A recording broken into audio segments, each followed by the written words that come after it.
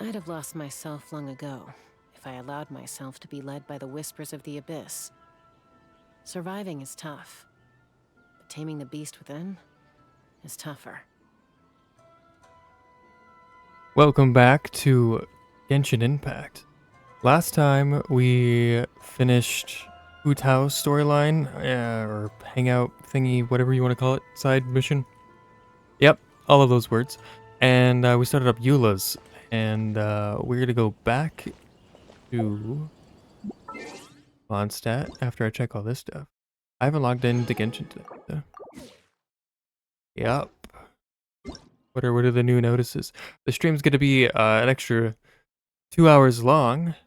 Oh yeah, new banner's coming out. Riceley and Farina, let's go. I'm not gonna wish for either of them, but there you guys go. Event-wise, I haven't touched this and it ends in 9 days. I also haven't touched hers and it ends in 2 days. So I might do that tomorrow. Or we could do it today. I don't know. We'll see. I haven't done any of that. But we're gonna continue Eula's first off. And then we're gonna get through that. Each quest seems to take like an hour and a half to like 2 hours.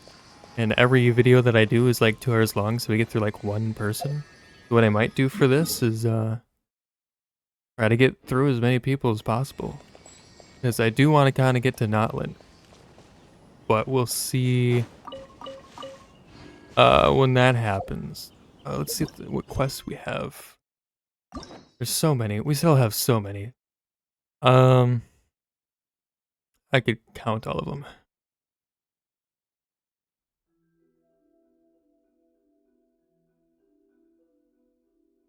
Twenty-three. Yay. So that's fun. Yeah, we got a lot of those to do. I might just save the event for offline. So we're gonna go back up here. Last time we were trying to get help from Eula so we could talk to her family because they don't want to deal with the Knights of Favonius because of past problems. Yada yada yada. So we're gonna hopefully get her to help us so we can get in with them. That's the plan. Ah, you finally arrived. There's no time to spare, so we'll begin with our first lesson. Wait, hold on. There's something we need to clear up first. Otherwise it'll keep bugging us. About all that vengeful stuff. You won't really take revenge, will you? So that's still on your mind, huh? Maybe you're the ones who can't let things go. Don't worry, there's a time and place for exacting vengeance. Besides, I'm not in the mood for any right now. Best save it for later. You need to be in the right mood for vengeance. I already have a long list of vengeance to exact. Even if I wanted to begin now, I'd have to start in the right order. Who knows how long it will be before I get to you? Well, if you have so much to take care of, wouldn't it just be easier to give us a clean slate? Absolutely not. Stealing my targets, calling me a ruthless ruler, and suspecting my uncle. All worthy of vengeance in my eyes. She's definitely counting. She wasn't kidding. But you needn't worry, at least not whilst we're investigating this matter. I'm sure you're familiar with the phrase, a man of moral integrity fears no slanderous attack. If Uncle Schubert didn't commit any wrongdoing, then any such investigation will prove fruitless. But if he did commit a wrongful act, then he should bear the full punishment. I'm sure you understand. I think I'm starting to see what you mean. Good.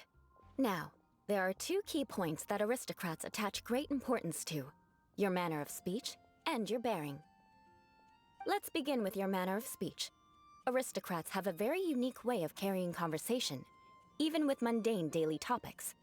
Oh, Paimon's already learned some unique conversation. Mark my words, vengeance will be mine! Exactly. Not even close. And besides, it sounds strange. Hey! Paimon learned it from you!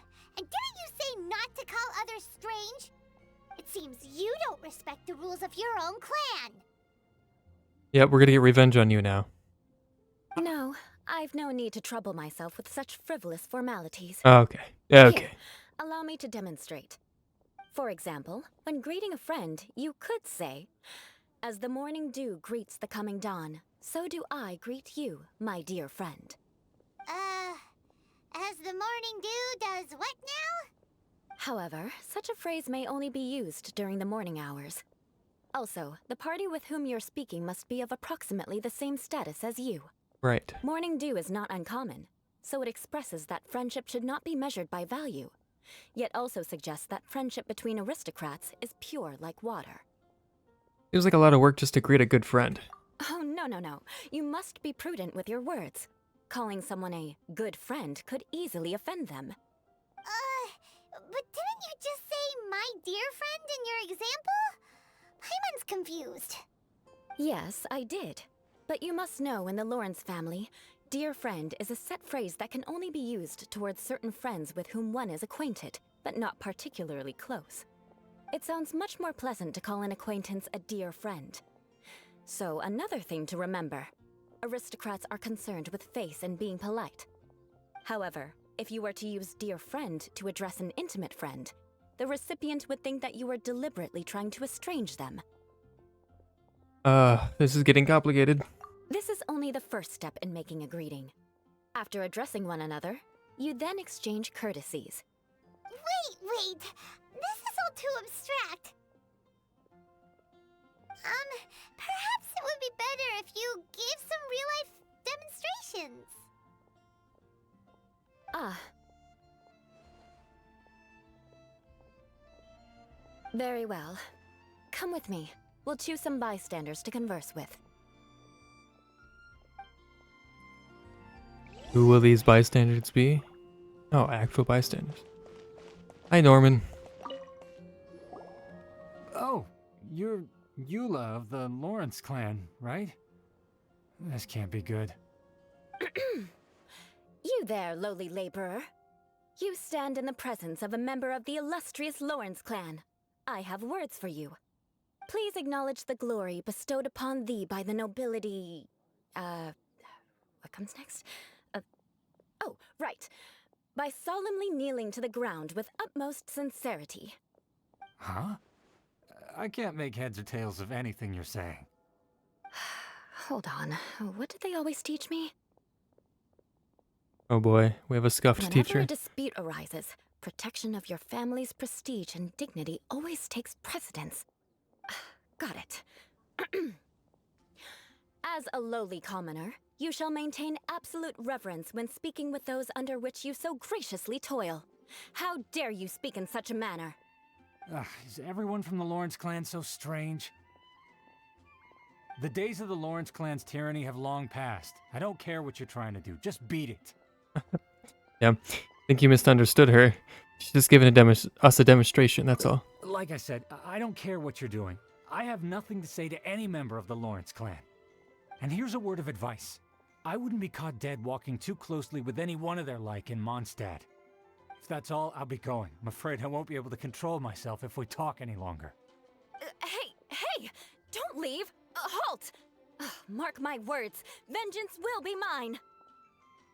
Right. Wow, the Lawrence name really does carry a terrible reputation. Never mind him. I could have predicted as much. Let's find someone else.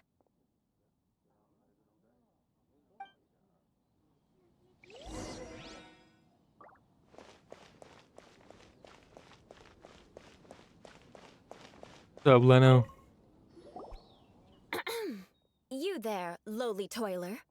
You stand in the presence of a member of the illustrious Lawrence clan. I have words for you. Please acknowledge the glory bestowed upon thee by the nobility, and solemnly kneel to the ground with utmost sincerity. Huh? Why don't you respond?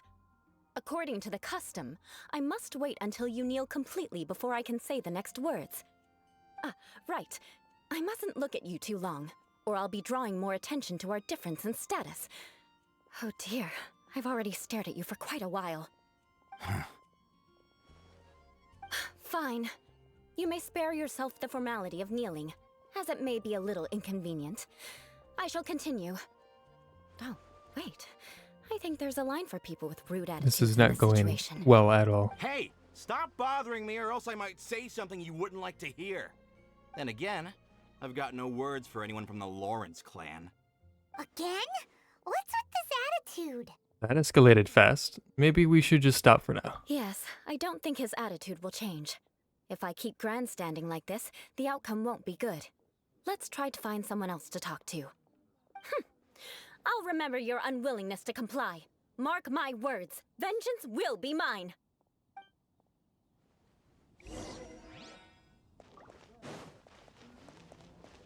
What's up, Randall? You there, lowly worker. Yeah, I've already heard it all before. Look, just spare me the time. Our answer's always the same. We've got nothing to say to the likes of you. I mean, seriously, can't you just take a hint? Damn. Calm down. We don't want to cause any trouble. I know she's a Knight of Favonius, and that the Knights wouldn't misplace their trust, but the name Lawrence carries too much weight with it. Even to this very day, the descendants of the Lawrence clan are still scheming to reclaim Mondstadt and reinstate their aristocratic rule. And if that wasn't enough, here you are purposefully using their awkward way of speaking just to put on an act? Don't you care for the feelings of us ordinary folk? You have a point. But mark my words, this transgression will not go unnoticed. Huh? You want to fight? Listen here, I may be no match for you, but I'll be sure to lodge a complaint with the Knights of Favonius. Well, maybe we should just call it a day now. I'm sorry, but I want her to understand that I'm serious. Listen here, if you don't want things to get more unpleasant, then you'd better just stop. Forget it. There's no point in quarreling any further. Let's go.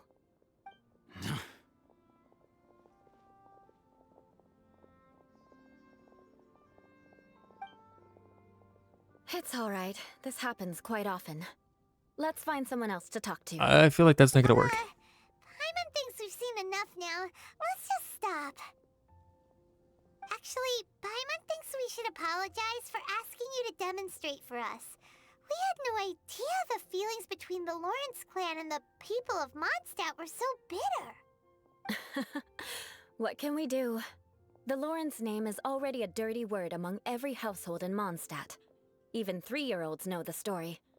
I see this kind of attitude all the time. Somehow you still managed to brush it off with a laugh. I'm starting to sympathize with you. Don't worry. What with me being a Knight of Favonius, they're usually willing to speak a few words with me. Perhaps my aristocratic manner of speech provoked them today. Believe me, it's not a big issue. So this is the way things are normally for you? There's no need for them to direct their anger at you personally. That's the way things are. Perhaps it's just fate for those who have made mistakes. Accepting punishment is only fair, right? But when your family has committed atrocities, I'm afraid there's no easy path to reconciliation. As memories are carried in the city breeze, the faults of such grievances are passed from one generation to the next. It is now my turn to bear this burden. At least I have a means of living a relatively normal life compared to the elders of my family. I have nothing to be discontented about. So you knew all along that we'd encounter these kinds of problems? Yeah, why were you so willing to try and demonstrate for us? Oh, that reminds me. That last person will not escape my vengeance either. Let's leave it at that. Just think of it as something I like to do. But unfortunately, you probably didn't learn much from those conversations. It seems we have no other choice but to find more people to talk to. No need! Besides, the Traveler's pretty sharp, and nothing gets in our way on an adventure. Paimon thinks we got the gist of it now. Right? Right? Yeah, I think I've got it. We'll just have to roll with it for now. Yeah. Let's just keep Eula from getting anyone else riled up. Well then, I'm glad you learned something. You're already halfway toward mastering aristocratic conduct. A proper manner of speech is more aesthetic than anything else. It stems from their taste for refinement. But we must also practice your bearing. I have a very effective way of training for this. Come with me to Dragonspine. Okay. Some extreme training. Why are we going to Dragonspine?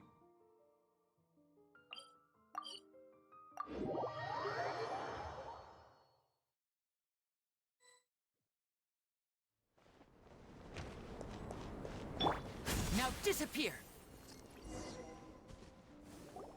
It's so cold. Does aristocrat training really need to be done here? If you wish to truly achieve the dignified conduct of an aristocrat, you must learn to remain composed and elegant even amidst harsh conditions. For example, you can see that part of the path up ahead is quite difficult to traverse. But a well-trained aristocrat would not only effortlessly proceed forward, but do so without a stain on their garment and their elegance fully intact. Paimon thinks we've left the realm of aristocrats and entered the realm of adventuring. Compared to what we've already seen, this should be a piece of cake. Yeah, I'm used to this kind of challenge. Uh-huh. This is where you can finally apply some of your adventuring knowledge. You look pretty confident this time. All right, let's get started. Remember, you must be graceful and elegant. Don't get knocked or launched into the air. That would be most unsightly.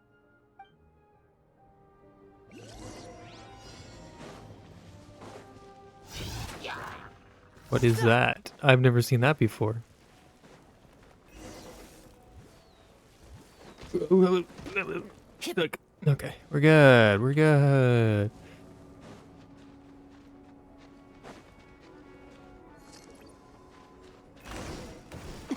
Ooh, bastard. That won't do. You've exposed your shortcomings. No need to worry. Head back to the starting point and try again. No way. No way. It'll be difficult at first, but the key is to remain patient. Let's try again. That shot. Remember, you must be elegant.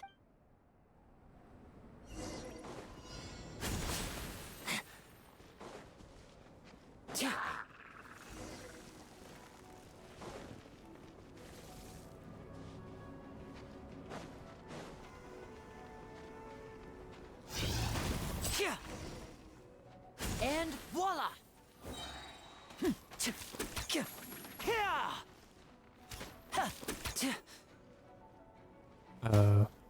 Okay. That won't do. I stepped in a exposed your fire. shortcomings. That shouldn't count. That. No need to worry. God. Head back to the starting point and try again. All right. All right. All right. You're gonna make your hour and a half 2 hours here, It'll be Eula. difficult. Remember, Shut up. you Shut up. Let's go.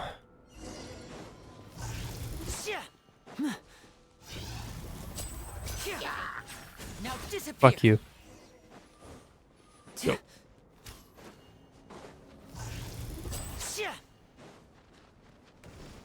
Hey.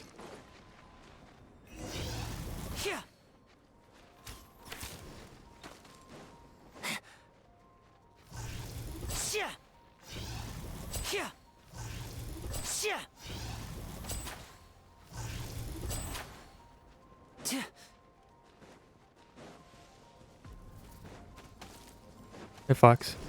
You bastard. Not bad. A lot better than I had anticipated, at least. Paimon almost didn't make it through. Whew. Good thing we didn't get stuck. So, are we aristocrats now? Don't flatter yourselves. We've only just begun. This scenario was relatively simple. In the face of a real battle, one would seldom have a chance to stop and evaluate the situation. There's a ley line monolith just up ahead that will attract nearby monsters. True elegance is the ability to calmly yet swiftly make decisions in the heat of battle. This is how you normally train? No wonder you're so My skilled. family set only the highest expectations for me, even as a child. Let's proceed, shall we? All right.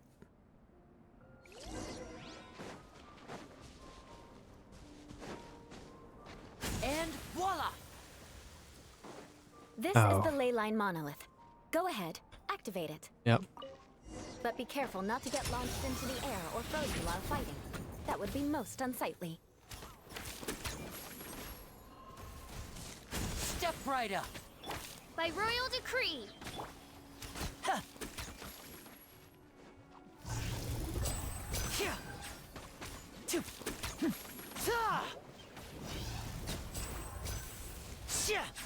And voila! Don't touch me. Wings of darkness. Come, sever night from day. Don't touch me. denied. Now disappear. Alright, we got... Well done. Your performance was most impressive. Thank you. And you managed to remain calm even in these grueling I dragon was spine totally surroundings. calm the whole time. I'm starting to wonder if even I could have done the same. Given such an outstanding performance, it seems there is little left for me to teach you. Like Paimon said, adventuring is our specialty. It sure is. So, that's it for our training, right? Then let's get out of Dragon Spine before Paimon turns into a popsicle. Hold on. I was commending the Traveler's performance just now. You, on the other hand, seem to have made no progress boy. at all. What? You mean Paimon was also part of the training? Yeah. Yes, of course. You were frantically flying and dashing about throughout the entire thing. Not an elegant sight at all. Did you even listen to anything I was trying to teach you? Maybe that's just Paimon's style. Hey! That's not true! Paimon was just focusing on you the whole time! Whatever the reason, not heeding my instructions. A cause for vengeance, perhaps. No. Now, drink this. What is this? Huh? What is it? Are you trying to poison Paimon? Certainly not. It's warm milk. Didn't you just say that you were freezing? Drink it and it'll help warm you up.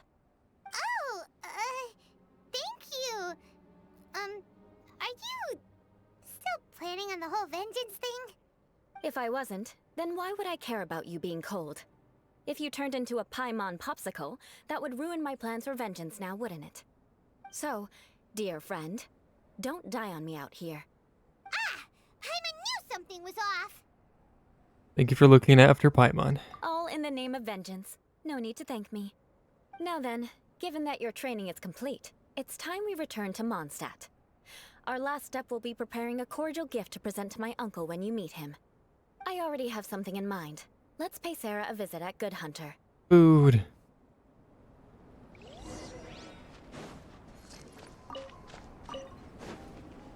Well, we're gonna get this. Because we're here, so why not? Here comes the finale. I wonder if this chest is some kind of trick.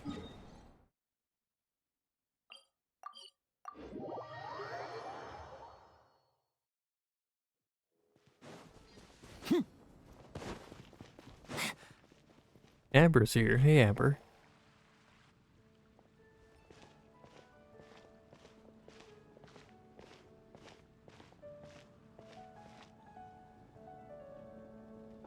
Oh, hey, Eula. I see you've met the honorary knight. We meet again, Amber. Seems we're just bound to run into you these days. Well, I just got back and was thinking about grabbing a bite at Good Hunter. But now that you're here, why don't we all eat together? Very well. It's been some time since we've last shared a meal together. Come, take a seat. We can discuss my uncle's gift while we eat. Accepting Amber's invitation, you and Eula sit at the table. Is there something else you'd like to order? Could you please prepare a serving of my uncle's favorite, gebratenes Fleisch mit Sauerkraut? We'll take it as a gift to him later.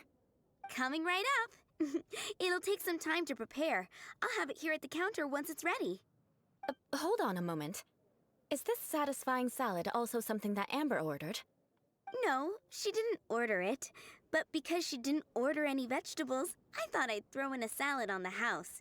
You know, to contrast all the meat dishes.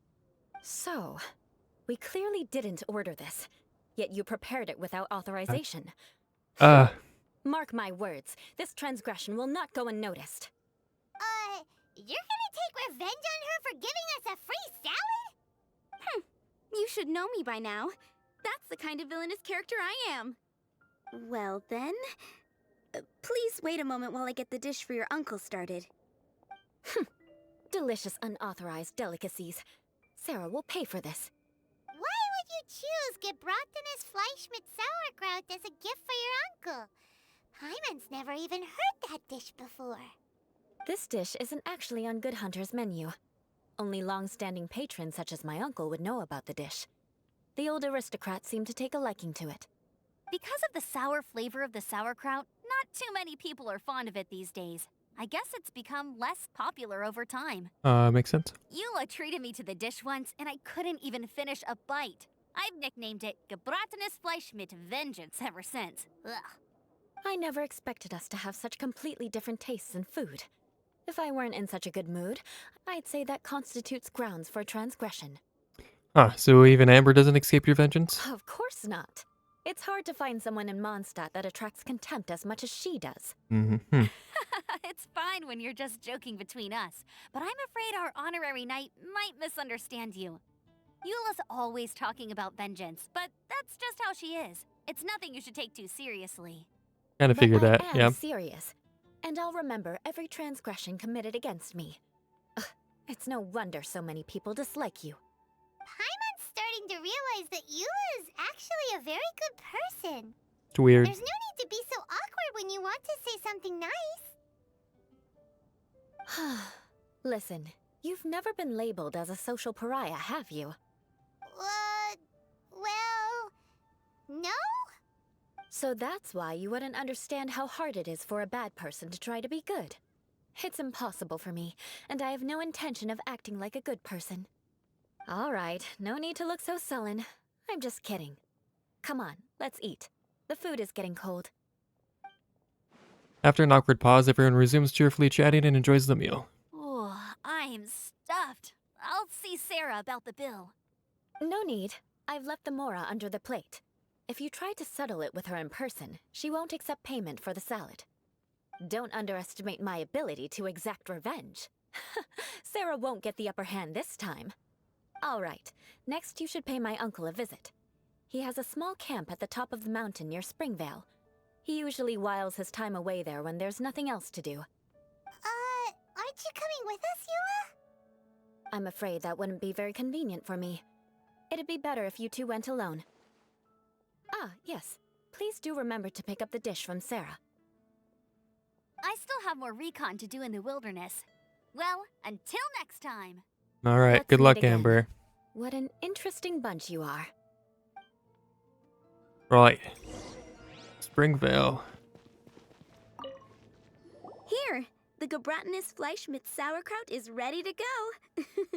Be sure to eat it while it's hot, otherwise the flavor will be spoiled. Will And do. by the way, don't worry too much when Eula says strange things. She's actually a very good person. Right. Paimon's been meaning to ask. No one could stand the sight of Eula when she was trying to speak with the others in Mondstadt earlier. But she seemed to get along fine with you and Amber just now. What's up with that? The people of Mondstadt don't take kindly to anyone bearing the Lawrence name. They are unable to see past her family, therefore they don't actually see Eula for herself. So no matter what Eula tries to do, it's seen as a wrongdoing. It essentially strips the meaning of anything she tries to accomplish. I think I understand now. So that's what she meant when she said it was hard for a bad person to try to be good. How come you're able to see Eula differently then? Well, when she joined the Knights of Favonius, it caused quite an uproar. Many people signed a petition demanding that the Knights reverse their decision. At the same time, numerous members of the Lawrence clan crowded the entrance of the Knights of Favonius headquarters, clamoring for Eula to give an explanation. Whoa, so both sides were unhappy. That's right. So you can imagine how determined Eula must have been under such circumstances. But thanks to Grandmaster Varka and the unwavering attitudes of others in the Knights of Favonius, they were able to quell the unrest. Tensions still remain beneath the surface, I'm afraid. In the eyes of the people, she's a stain on the Knights of Favonius, and in the eyes of the Lawrence clan, she's a disgrace to her family. But she simply fulfills her duty as a knight, silently helping one person after another, myself included. People like Eula should be approached with care and understanding. She could stand to be treated a little more fairly. It's good that you're able to understand her. If only there were more people like you. I believe a day will come when things will get better. Once everything's settled, we should go talk to Eula again. Paimon thinks we know how to communicate with her now. I'm glad. I think that would make her very happy, though she might not ever admit it. Take care. Please come again.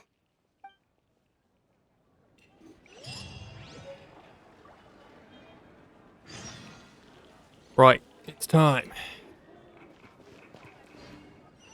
Let's go to Springvale.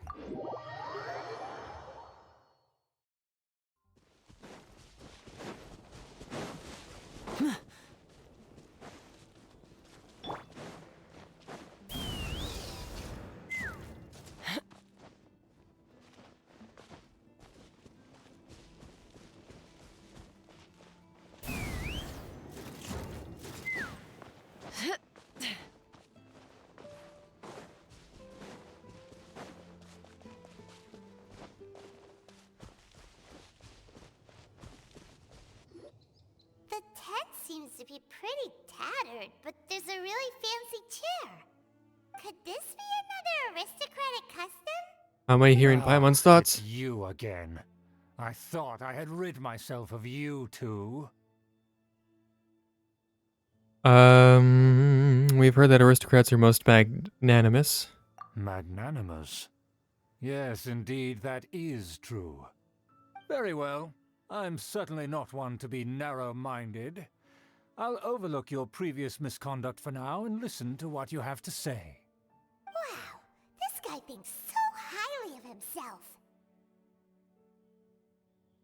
It is an honor to stand before you here, immersed in your supreme brilliance. It appears I have misjudged you. Supreme brilliance. The glory of the nobility that continues to this day. A true loyalist. Impressive. My intentions were to test your humility. It appears you have become well-versed in our etiquette. Oh, so he was testing us. Sheesh, what an ordeal. Your conduct is satisfactory. I must say, such progress in such a short time is practically unfathomable. If I may ask, from whence did you learn such a civilized manner of speech? I refined my contact with some instruction in the classics, courtesy of a dear friend. Ah, good. Very good. You are bright, and compared with the common folk of Mondstadt, you certainly have potential. If you were of aristocratic blood, your prospects would be promising indeed. By the way, we brought a gift. Ahem. Paimon means we would like to present you with a small token of our goodwill. Huh? Could this be? Gebratenes Fleisch mit Sauerkraut?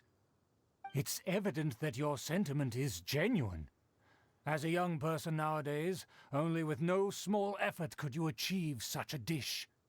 It's been so long since I dug into a big, tasty... I beg your pardon. What I mean to say is, since it's nearly mealtime, I shall partake. Super relishes the... not gonna pronounce that. Sauerkraut. Genshin Impact! What's up, Andre? Yes, You're only half an this hour late this aroma, time. Just as I remember it. And this exquisite sour flavor. A delicacy that only us noblemen and women could appreciate. Now even Paimon's starting to wonder what it tastes like. I acknowledge your genuine goodwill. Such sincerity must certainly imply that you come bearing a request. Seems as aware that the Lawrence family has a grand scheme of sorts. Wait, so you've come to know of this, too? It was meant to be a family secret. I would like to do what I can for the nobility. Well, considering your meticulous etiquette, you must be a talent of unusual fortitude. I'm willing to place my full trust in you. Please, come with me. We happen to be in need of competent fellows like yourself. Where are we going? To see some friends from a distant land. They have offered their assistance in restoring Fucking knew the it, Lawrence man. clan to I its fucking knew former it. glory. He's working for the So you Fatui. Or with the trust us Fatui. solely based on your etiquette. I think we need to be careful. Well then, let's get going, shall we? You'll understand everything in due course. Yeah, that's not ominous at all. Do you think his friends are the Fatui? Most likely.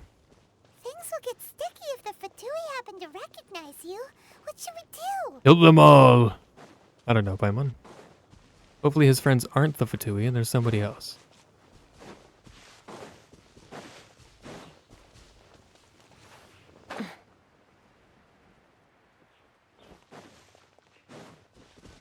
The Abyss Order? Find out. It's the Abyss Order. I feel like that's worse. Ooh. Why have you put on a mask all of a sudden? It is only proper for aristocrats to wear a mask. Even if they are powerful, our status is much higher than theirs in the land of Mondstadt. And therefore, we shouldn't allow them to admire our true faces so easily. I see. Good thinking. Paimon thought for sure they'd recognize us. I mean, you're not wearing a Let's mask. proceed, shall Also, wearing we? a mask does nothing. I'll Anyway. introduce you as my guest. Right. As you'll see in a moment, there are many already helping us.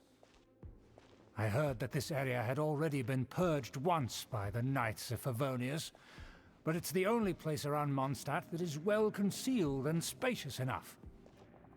Although it has fallen into disrepair and does not suit the tastes of the nobility, we simply have to make do for now. Right. Sorry, can we walk any faster? Of course not. An aristocrat always moves with grace in his steps. Moving hurriedly is unacceptable. As expected, it's the Fatui! Sure is. As expected. Because we always see them around the city. They must be very powerful. Huh. Nothing more than foreign ruffians with power and the ability to flaunt it. But they are favorable business partners. Right. Hold it right there. Who's this? If you really must know, they're my guests. If you happen to offend them in even the slightest, then you will be held accountable by the Lawrence clan. But this matter is of utmost secrecy. We must exercise caution. You dare question the ways of a nobleman? I don't have time for this. Make way. No need to sound all high and mighty like that. Fine. You may proceed. Good thing you're with us. They don't dare to question you. Of course. That is the benefit of prestige. In past times, it would be a dire offense to speak to a nobleman in such a manner. We could determine a person's fate with the blink of an eye. Huh.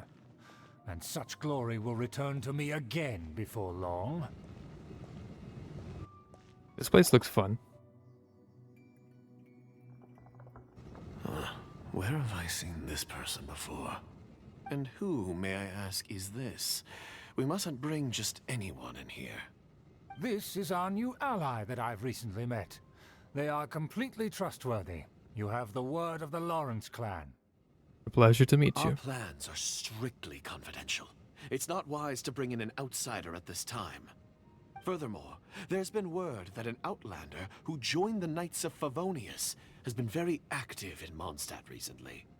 Don't be ridiculous. Besides, my guest is well versed in the etiquette of the nobility. I must treat them with the proper mutual respect. The Knights of Favonius pay no regard to such details. They could never understand the intricacies of our etiquette. And what about this thing? You mean Paimon? Enough! You dare question my word? Need I remind you who it is who has made your activity in Mondstadt possible? Without the support of the Lawrence clan, you would have all been driven out by the Knights of Favonius like dogs. You must immediately offer your sincerest apologies to my friend. You've offended their honor. Fine. I'll take your word and make no further inquiries. Now, to the matter at hand. Did you bring the diagram of Mondstadt's defenses as promised? Oh, so that's what's going on here. Yes, of course. Here it is. Let me see. Why is it so poorly drawn? Everything's so squiggly and crooked. And what is this shape supposed to be? Excuse me? I'll have you know that I went to great lengths to carefully draw this map by hand myself. That shape is the symbol of the Knights of Favonius. I see. Crude, but I can make do. Are you able to verify that this is all reliable information? Of course, you needn't worry about that. Don't forget what we agreed upon. The flag of the Lawrence clan will fly above the Knights of Favonius headquarters. The rights to that building, as well as the whole of Mondstadt, belong to the Lawrence clan. Right. Yes, we will both profit from this agreement. There's no use haggling over the details. We will make good use of the intel you provided. Also, be certain not to divulge our identity. There would be diplomatic consequences, you know. Don't worry, this matter is only between you and I. And my new friend here. No one else will know of it. Once this is over, I shall stand atop the Favonius headquarters and rebuke their pathetic rule over Mondstadt. Then, the city and all its people will once again be under the rightful and unwavering rule of the Lawrence clan. Perfect. Just as it once was, and just as it should be. May I remind you once again that we mustn't act rashly. That is all. For now. Very well. Very well. Huh? What are you doing? No need to keep up appearances. The jig is up. That's right! It's the Honorary Knight and their trusty companion, Paimon! We're here to crush your evil schemes into dust! Dust! And breathe. I think they got the message by much. So this was all just a ploy to deceive me? Yep. It's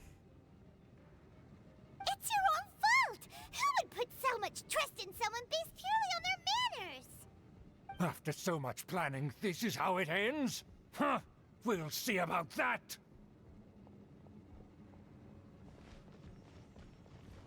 Just as I expected. I knew I should have never trusted these foolish aristocrats. No matter, we already have the intel we need. Get them! Don't we chase after the guy that has the plans? That would make more logical sense. Paimon remembers that this place is a dead end. Let's take care of the Fatui first and then deal with Schubert later. Locked up! Door is open! Let's go! What about here? No, we must go forward. Oh, fuck. Forward. Forward. Am I, no, we can't go this way. I did all that for nothing. Oh, joke's on you. I can fly over it. Oh, fuck. I'm gonna die. Mama. Okay. I can keep going. Oh, the knights are already here. Oh. Eula followed us? Is that Eula? Cool. Don't touch me! Get out of my way! I'll leave on my own! It seems we finally caught up with you. This place is crawling with Fatui. Oh, it's you. It seems your investigation went well. It was all worth it. Aha! I see now. So you're the one that taught them our etiquette. And I thought you despised such pleasantries. Furthermore, there is a rule in our family. Such traditions are never to be taught to outsiders. Ah, yes. Rings a bell. So what? I had no reason not to teach them. You have brought shame to our family and ruined my plans. It's all for naught now. I know that you poured great efforts into these plans, Uncle. But you were well aware that it was not the right thing to do. As a Knight of Favonius, I could not overlook your actions. Knight of Favonius? Let's get one thing straight. I am your uncle, and you are a member of the Lawrence clan. You should strive to restore your family's glory. You still have a chance. Defeat every Knight of Favonius here, and leave with me. Then I shall plead with the family to spare you, and give you a new beginning. Wow. So just to be clear, What a guy. you want a Knight of Favonius to attack the Knights of Favonius? I shall say this one last time. You are not a knight of Favonius. You are a descendant of the Lawrence clan. The blood of the Lawrence clan flows in Shaking. your Yo, calm veins. down, bro. Calm You down, must Schubert. comply with the Your will blood of the pressure's family. going too high, man. Since when have I ever complied with the will of the family? Why, you unruly maid! If anyone should be angry, it should be me. As a member of the Lawrence clan, you knowingly plotted against the city of Mondstadt and threatened its safety. Had you ever stopped to consider the trouble it would bring to so many people? Had you considered how many enemies you would make trying to keep the plans under wraps? You dare lecture me? That's right. In the name of the family that you so dearly revere, Uncle Schubert. I've never experienced the age of glory you always speak of, and I've never understood our family's incessant pursuit of it. But I am capable of discerning right from wrong, and I deeply understand what freedom means to the people of Mondstadt. The Lawrence clan should never and will never become what you've dreamed it to be. Oh, the disgrace of it all! How could such a rebellious monster emerge from our own family? Things are starting to get pretty hysterical here. Politeness and elegance seem to have gone out the window. Yep. That's enough fuss for today. You two, take him away. The honorary knight and I have other matters to attend to. Given that you've already taken action, I assume you've come across some conclusive evidence? The Fatui are in possession of a diagram of Mondstadt's defenses. Paimon took a peek at their diagram. Your uncle had mapped out all of the Knight's patrol routes and marked out key information about Mondstadt. And there was me thinking that he was just another elder of the family. And a lazy one at that. I never suspected he could stoop this low. So stubborn. Mark my words, vengeance will be mine. Let's discuss this later. Our first priority is recovering that diagram. Right. Which I tried before, and I ended up losing Chasko to it. But we won't lose anyone today. Or any other... we won't lose another person today. Maybe. Possibly. Okay. More speed. Faster! Alright, we did it.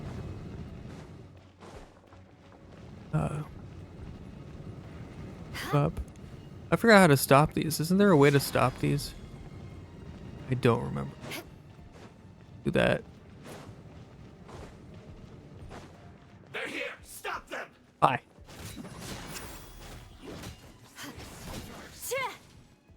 Beg for mercy.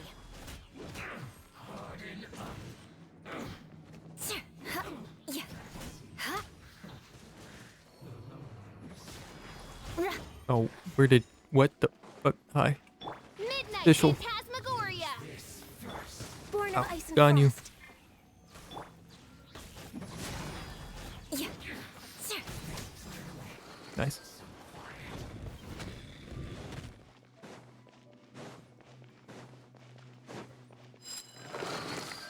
Knock knock. It's just juggle nut.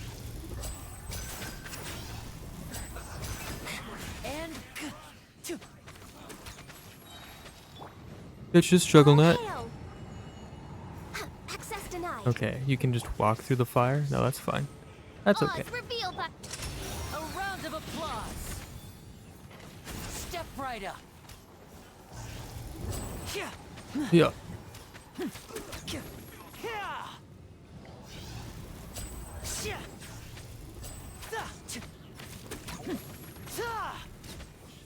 Now disappear. Hi, big guy. Why did he turn around? Hi, other big guy. All right, bringing Chaska back would be nice.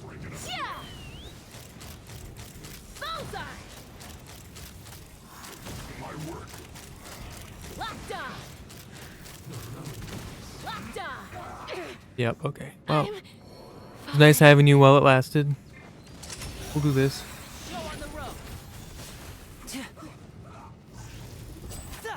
I missed.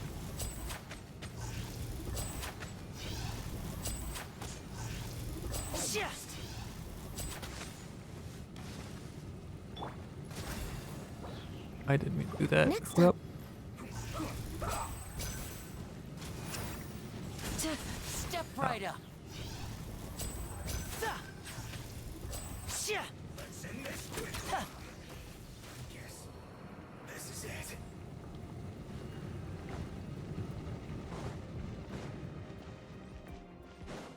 More speed. up. Oh, Shudder. Ross. There we go. Don't know what that did. What did that do? Okay. More speed. Am I missing something? Am I being dumb?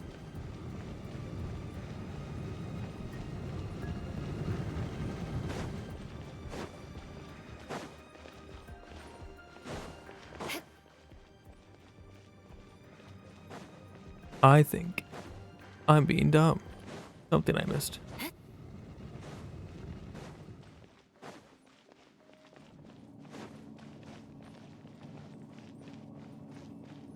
That was the elevator. What the fuck? God damn it. I was on you. Damn it.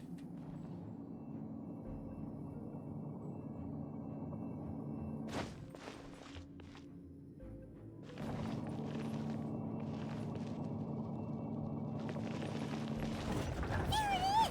That's where they put the diagram! They put it in such a... Oh, hi. Sergey. I guess there's no other option but to fight. You dare provoke me! Fatui, come forth and dispose of them! Midnight Phantasmagoria. And voila! Here comes the finale.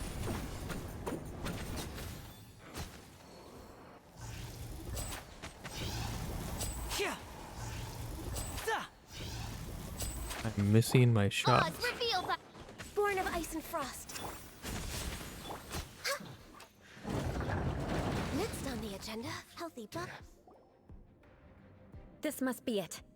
They may very well have already made a copy of it. But without my uncle as their puppet, there'd be no use in them attacking the city. Not yet, the anyway. Fatui wouldn't have relied only on your uncle. True. But if their plan had hinged purely on taking Mondstadt by force, as opposed to with the help of a puppet, they could have spared themselves the trouble. The Fatui are dishonest, but they wouldn't go as far as to start an open war. Their opposition wouldn't just be Mondstadt alone. That would be putting the cart before the horse. Anyway, I'll inform the acting Grandmaster. She'll know how to handle things from here. By the way, why did you follow us here? Oh yeah! You suddenly appeared at just the right moment! Yeah, about that. Because you stole my targets by attacking the Fatui I'd been tracking earlier. I came to exact my vengeance. You tried to do my job for me, and I'm here to return the favor. Getting the diagram of Mondstadt's defenses was your way of exacting revenge? Finally! After all this time, Paimon understands what you're saying! In reality, you sensed that something might happen to us during our investigation. You were worried about us and your uncle, so you brought a team to take a look. My purpose was vengeance. Don't twist the story. You don't look too bright, but it turns out you have a knack for scheming. And mark my words, I'll remember that. Hey, what do you mean Paimon doesn't look too bright? Yeah. You have seeded a deep enmity between us. Just you wait. Even if you were to be completely destroyed, I would never forget you. So does that make us your arch enemies? Bring it on! I like your fighting spirit. I'll take this diagram back to the Knights of Favonius and take it from here. Sure. Well, see you around. That you will. And make sure not to steal my targets next time. We'll try. All right, finish that story. To the next one. West. We have... None of these are unlocked. We have to go to Inazuma.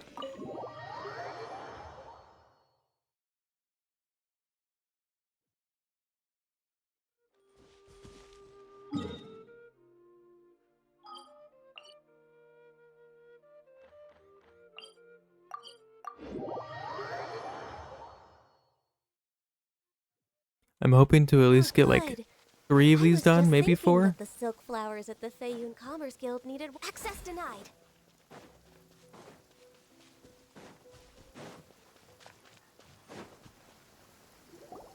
We haven't been to the Yae Publishing House in a while.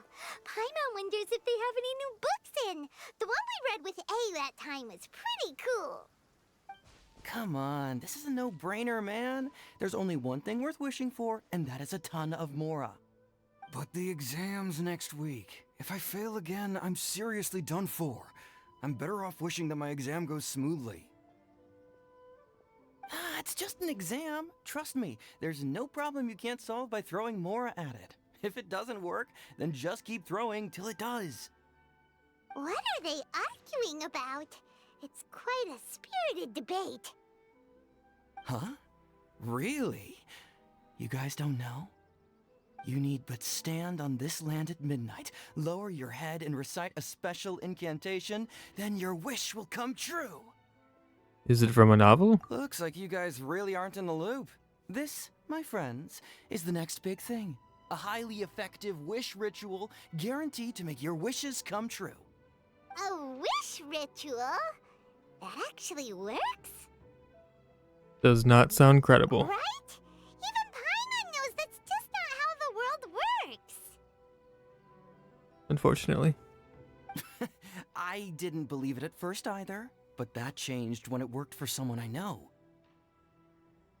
Right. It's this guy called Kunihiko.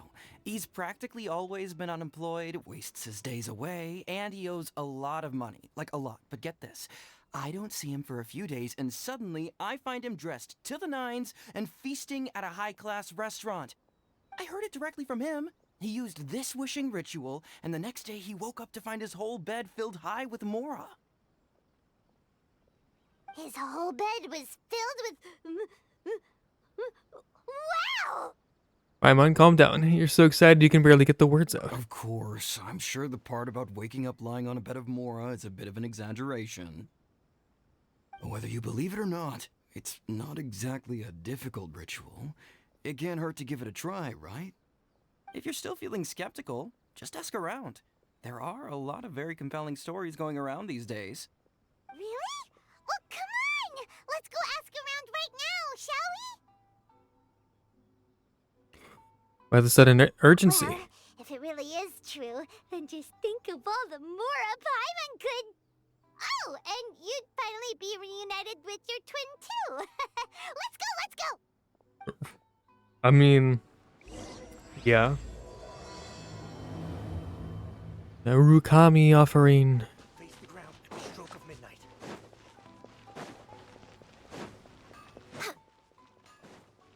We're way behind schedule. Way behind schedule. On closer inspection, it seems like there really are a lot of people talking about this kind of stuff. Hey, see those two? Paimon Yeah. remembers them from the Yae Publishing House. One's an editor and the other's an I author. don't remember the last time I talked to Grasp them. the thought in mind. It wasn't Clear that long like- ago. Clear like the light of the moon. As close as kin with you. No, thou. Wait, thee? Hear my summons, right? No, it's not hear my summons, it's heed my summons. Heed! You're never going to get it down at this rate. Hey, what are you guys up to? Whoa! Sheesh, you scared me. Okay. Okay. Where did I leave off with the incantation again? Incantation? Are you guys trying out this new wishing ritual stuff too? Junkichi is trying it out, to be specific. He's hit a bit of a creativity block recently, so... I'm helping him make a wish so that he can move past it. I don't think you guys would believe in this kind of thing. I mean, I didn't think you guys would obviously believe in this don't, kind of thing. But Junkichi never listens to an outside opinion, so all I can do is go along with it. Mr. Shigeru, can you please be a little more accommodating? This is extremely important to me. People have had all kinds of wishes come true. Become more attractive, get rich quick, ace their studies. I'm just a poor, struggling writer looking to get over a creative hurdle. Is that so much to ask? Anyway, I just know this is going to work. I have a gut feeling about it. Didn't you say the same thing when you went to make your wish at the Grand Narukami Shrine? Oh, I just know this is gonna work. I have a gut feeling about it. The Omamori from the shrine take too long to have any effect on your luck. All right, enough of that. Help me get this incantation down. My new book depends on it. Look, to be completely honest, I think you need to sit down and have a good think about what kind of story you want to write. Where's all that self-confidence you had when you first started out? Look at you now, trying dubious methods from any old light novel. Wait. What? This wishing ritual comes from a light novel? Yep, it's from the one called A First-Hand Guide to Summoning Spirits. Is it published by Yae Publishing House? No, it's most likely a self-published title. It just appeared out of nowhere and took Inazuma by storm. As a fellow writer, I'll refrain from passing comment on how well the story is written, but everyone is saying the wishing incantations it contains are the real deal. Look, Junkichi, yes, everyone's saying it's real, it works, but that's only half the story. I've also heard lots of people saying that everyone who's had their wish granted using this method starts behaving strangely. What's so surprising about that? They're probably just giddy with joy at having their wish come true.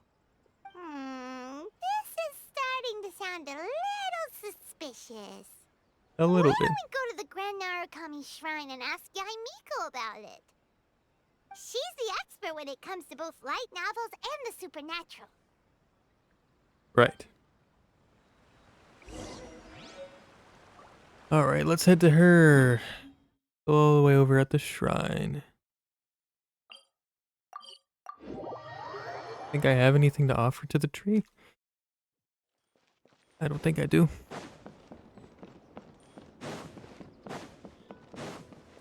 Hello.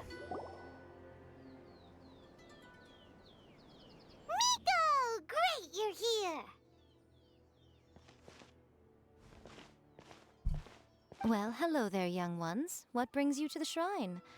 It just so happens that I have a wonderful novel here. I highly recommend it.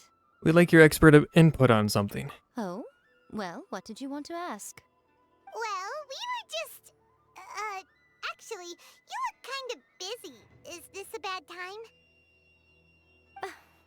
No, not at all. It's nothing major. Lady Guji, what do you mean, nothing major? I'm begging you, you've got to help me save my brother. What's happened? It really is nothing major. I stand by that. Oh, but since you're so curious, let's have him relate the story one more time, just for you. You two seem to have a good relationship with Guji-ai. Please, put in a good word for me. You have to convince her to help my brother. Here's what happened. My name is Kato Yohei, and my brother is Kato Shingo. All he's ever wanted is to become a swordmaster, so he once asked Sensei Domon of the Meikyo Shisui art to take him on as a disciple. Domon turned him away, took one look at him and said he didn't have what it takes to train in the art of the sword. But my brother wasn't about to resign himself to defeat.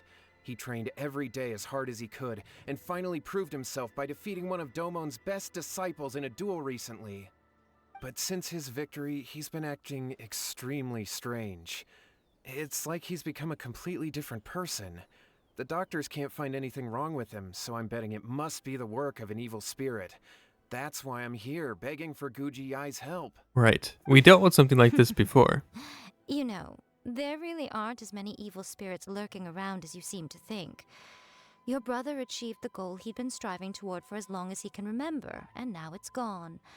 It's only natural that he feels a little empty and lost while he's trying to find a new direction. If it were me, I'd just leave him be for a couple of days. He'll recover on his own soon enough. No, Lady Guji. If you saw him for yourself, you'd know. I guarantee you he's not acting like someone who feels empty and lost. Oh, all right, all right. Then tell me, when did your brother spar with Domon's disciple? About 5 days ago. 5 days ago, you say? Yes, Lady Guji. That's a long time for him to be acting up like this. I'm really worried about him. Our greatest wish is to one day found our own school, just like Domon. We can't jeopardize that dream now. Wait a minute, now I'm a little confused. Are you here to save your brother, or are you here to make your dreams of founding a martial arts school come true? Well, they're kinda two sides of the same coin, aren't they? Whatever. Let me ask you this. Have you heard of any interesting new rumors lately? If so, I'd love to hear about them. What? Rumors? I haven't heard anything. Oh dear. Well, that's too bad. He's lying. Lady Guji, please stop changing the subject. This is someone's life we're talking about here. Please, you've gotta help me. Miko, he seems really desperate. This thing with his brother sounds really bad. Come on, you should help him. He looks very anxious. Okay, fine. Then it's decided. Yay, Miko! So you're gonna help him? No, she's gonna make us help him. So, whatever your name was, these two guests are trusted acquaintances of mine, and in fact, they are experts in resolving all manner of strange and supernatural phenomena. Exorcisms and that sort of thing are all in a day's work for them. Yeah! Wait a sec! Really? Is that hesitation that I detect in your voice? So let me get this straight. You come begging to me for help, I actually recommend someone for the job, then suddenly you start doubting me? Not at all, never. Whatever Lady Guji says, I trust wholeheartedly. Thank you two for your willingness to help. Please follow me. Right. No, hold on a hot second, Miko. We may be a lot of things, but we ain't exorcists. Yeah, this is way beyond our level. Don't worry. If he wants an exorcism, just grab a handful of salt and mutter some mumbo-jumbo while you're sprinkling it around. It's a common trope in light novels, right? You just have to have a bit of bravado. As soon as the protagonist gains self-confidence, everything else just magically falls into place. This is not a light novel, though. Pretty sure there's more to an exorcism than bravado. Well, you were the ones who seemed concerned about his situation. Don't you think it would be a little unfair to make me do all the work? Besides, we both know you wouldn't be here at the Grand Narukami Shrine unless you had a request for me too. This is an opportunity to demonstrate that you come in good faith. This feels all wrong. But you technically have a point, so... All right, let's go. Don't worry now, I'll be coming along too. Okay. Okay, let's follow Yohei and go visit his brother. Alright. What is going on here?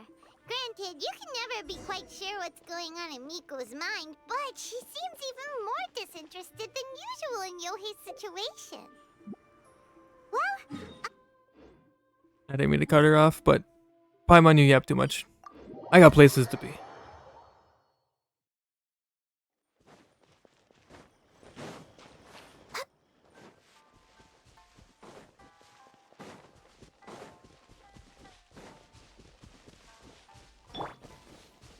Let's get down to business. This, Now okay, hey. disappear.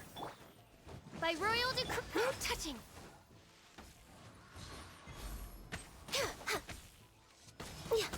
Feel my blade.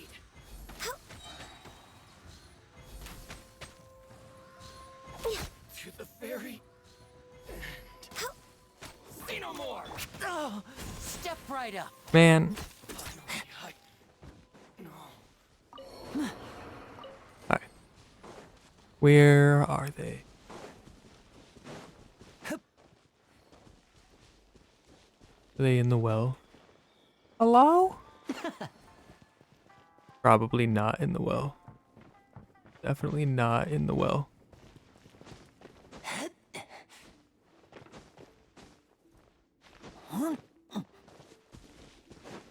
Okay.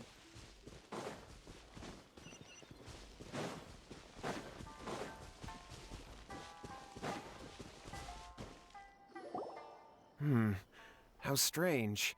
My brother's been meditating here pretty much constantly over the past few days, but now he's gone. Meditating? Yeah, it's something that he suddenly started doing after defeating Domon's disciple. He just sits there alone, talking to himself. It's pretty disturbing, actually. But that's not important right now. Where the heck could he have gone in his current state? This does pose a bit of a problem. If we can't find your brother, well, we can't perform an exorcism with nothing to exorcise, can we? Kato, whatever your name was, given the circumstances, why don't you start by going to find your brother and also picking up a handful of salt on your way? We'll need to use it during the exorcism. Okay. Okay, got it. I'm on it. Right. Miko, what about us? Shouldn't we help look for his brother too? No need. While What's-His-Face is handling that, we'll take a walk around and ask people what they know about the two brothers. Maybe we'll find out some amusing details. Alright. Guess we'll do just that.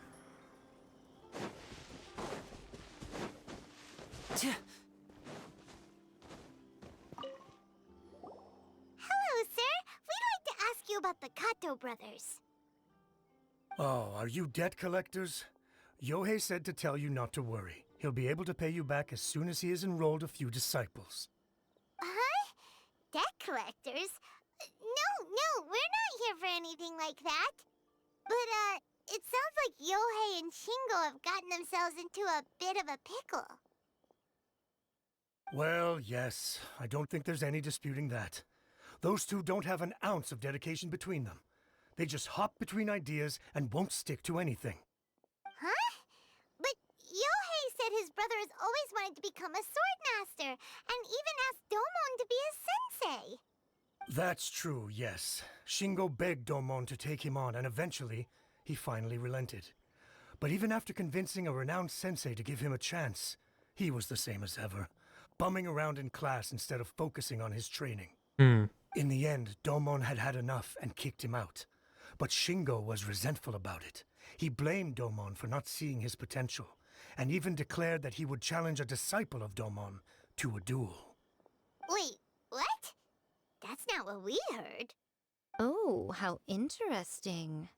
We heard a slightly different version. My brother wasn't about to resign himself to defeat. He trained every day as hard as he could and finally proved himself by defeating one of Domon's best disciples in a duel recently. Yohei said that? That Shingo trained hard. That's ridiculous. He just lay there cussing to high heaven all day every day. Some training regimen that is. Yohei did tell me about Shingo winning the fight, but I took it with a grain of salt. You can ask Kenji at the village entrance more about that. He always has reliable information. Right. We'll do that.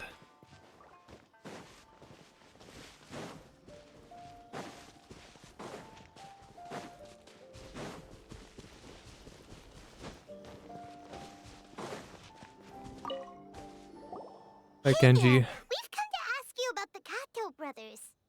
Oh, you mean Shingo and Yohei? Yeah. Yeah, we heard that Shingo defeated an apprentice of Domon's recently. Is that true? Yes, it's true. Wait, so are you here because you heard they're starting their own school and you're looking to sign up? No. We're not here to sign up, but we would like to hear more details about the fight. Well, you've come to the right person. I actually went to watch it. I thought it was a joke when I first heard that Shingo was going to challenge a disciple of the Meikyo Shisui art. But when he drew his sword, he became a whole different A possessed sword again? The way he handled his We've dealt with blade, one It was before. like flowing water, mesmerizing to watch.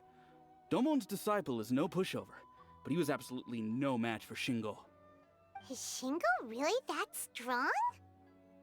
Yep, he seemed pretty euphoric after winning the duel, too. He was celebrating very vocally, saying something like, "What a duel. I haven't felt this good in a long time." Any other details to share? We've heard that Shingo has been behaving rather out of character since then. I'd definitely say that he has more energy than he used to. In the past, he never used to do much except lie around sunbathing all day. But just yesterday, for example, I saw him cutting down trees for the village head. In the space of one afternoon, he did what most people couldn't finish in 3 days. Not only that, but he managed to fell a lavender melon tree with just one kick. Okay, well, that's not right. Quite impressive. Things got weird after that, though. The village head brought out some tofu for him, and he just flipped out. He shouted, "What is that stuff? Keep that away from me!" and then ran off. Lady Guji, esteemed exorcists. Finally, I found you. I found my brother. He's at the waterfall, and I've got the salt you asked for, too. Come on, let's go. Oh, as much as I'd prefer to stay and hear some more delicious details, I suppose we'd better be going now that he has been found. Right.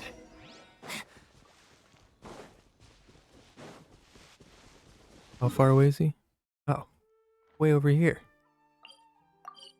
I'm not running all that way.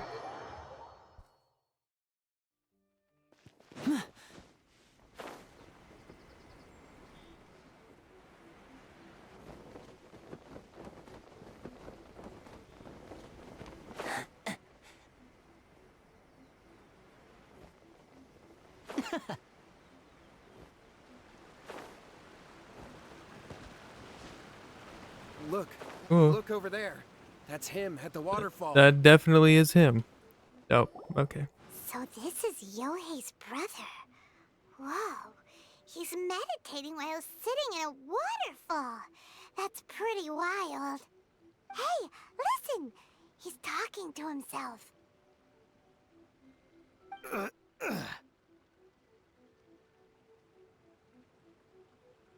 Woohoo!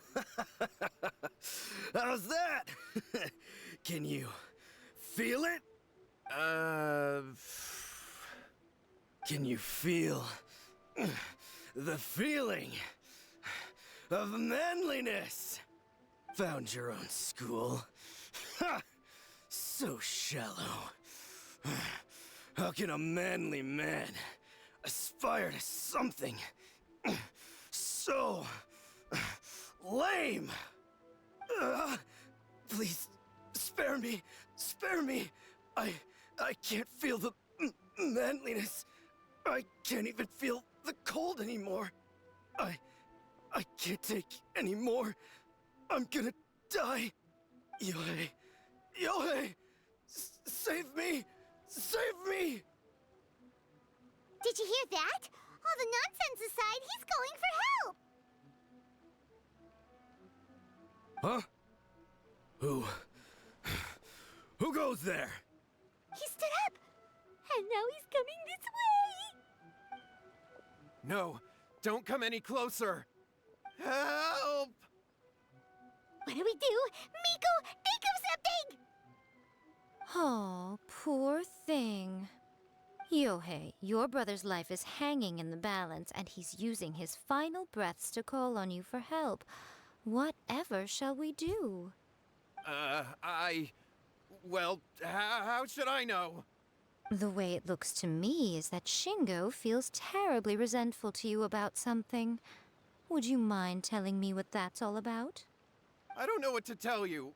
I don't know. You don't know? But surely you should have more insight than anyone else into how your brother came to be this way? Yohei, I suggest you think very carefully before you open your mouth again. This is a life or death situation.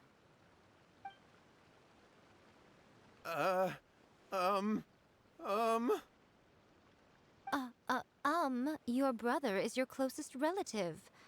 You must have noticed straight away when he started acting out of character. And yet, 5 whole days pass before it occurs to you to come and seek help from me. You really expect me not to notice the gaping holes in your story? But As you wish. It's fine by me if you don't want to tell the truth. But after Shingo dies, you'll be next. It's futile trying to escape. Anywhere in the world you run to, it will be right behind your back. After all, you did summon it together. All right, I'll talk. I'll tell you everything. My brother and I used a wishing incantation. We made a wish. Made a wish from a first-hand guide to summoning spirits? Yes, that's it. The one that's all the rage right now. You just have to recite an incantation at midnight and your wish will be granted. Just like the book described, we drew the magic symbol, stepped inside it barefoot at midnight, said the incantation, and lo and behold, spheres of light appeared all around us. After my brother wished to become a swordmaster, it really worked. Out of nowhere, he suddenly had these amazing sword skills, but his whole personality changed too. Why didn't you seek help right away? Because I was worried that if he goes back to normal, he'll lose his skills with the sword. If that happens, it'd ruin our plans to start a martial arts school, and we'd be back to being poor. I just wanted to keep this under wraps until we'd managed to get the dojo set up and paid off our debts. So then, why'd you go to the Grand Narukami Shrine? Well, 'cause with the way he's acting now, I was worried that rumors might start spreading that he's gotten involved in the occult arts or something, and then no one would want to sign up as his disciple. So I was thinking that maybe Lady Guji might have a way to get my brother back to normal, but let him keep his sword skills? Right. My, look at you with your ingenious schemes. Stop deluding yourself. These newfound sword skills are not his. They belong to the spirit that has possessed him. You're right. We were wrong to do what we did. We had So I this thought to like coming. yours right now, which are... Right then. Your turn now, my little friend. Toss the salt, and then draw your sword.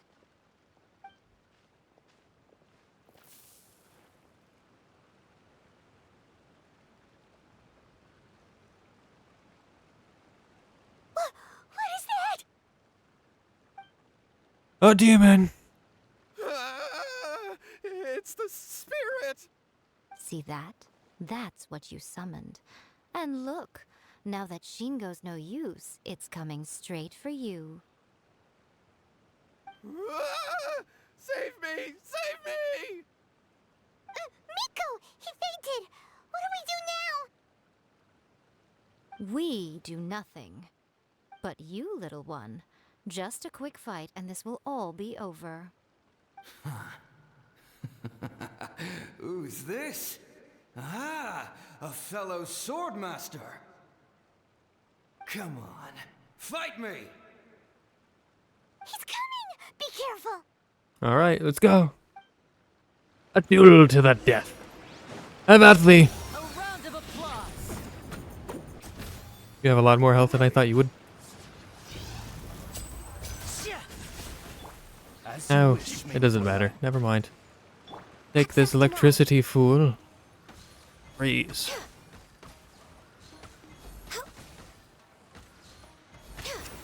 Didn't stand a chance. That was great! Excellent! Woo! What a rush! I haven't felt this great in a long, long time. He disappeared! But he looked pretty content at the end there. Huh. Well, Paimon sure is confused. Do you know what that was all about? I have a rough idea. We can talk about it later. They're about to wake up. What am I doing here? Yae? Yae, is that you? Shingo, are you alright? Yae, I had the weirdest dream. I dreamed that I wasn't a useless loser with a sword anymore. I even beat one of Domon's disciples. I thought we could finally open a dojo of our own now. But then I realized I couldn't control my own body. And there was this voice in my ear talking to me constantly. I was terrified and I wanted to take control of my body back, but I couldn't. And the voice kept talking about manliness. Manliness. Shingo, we shouldn't have made that wish. We summoned a spirit and it possessed you. Yes, and had we not come to your rescue, your life would have been over before too much longer. Then the spirit would have haunted your brother until he died of fatigue too. Thank you, Lady Guji, and thank you for your assistance, exorcism experts. All right, take him to get some rest. He's very weak right now, having been possessed for quite a few days. He will experience a high fever, but it won't be fatal. Remember, this is the price you pay. At this point, I would normally lecture you on the dire consequences of using occult methods to obtain power that does not belong to you. But I think you get the picture now, don't you? Yes, we understand now. We won't do it ever again. Thank you, Lady Guji. Thank you, exorcists. We'll be on our way then. Come on, Shingo. Alright, goodbye. Miko, Also, there's a sleeping hilichurl over there. I don't know if you've seen that in the bushes. involved? And if so, why the heck were you so reluctant to help out? Oh, they would have been fine. I had to scare them a little, though. Otherwise, I hardly think these two lazy rascals would have learned their lesson. Was it you that cursed them? What was it that possessed Shingo? You saw it all for yourselves. I'm sure you can figure out what kind of spirit had possessed him, can't you?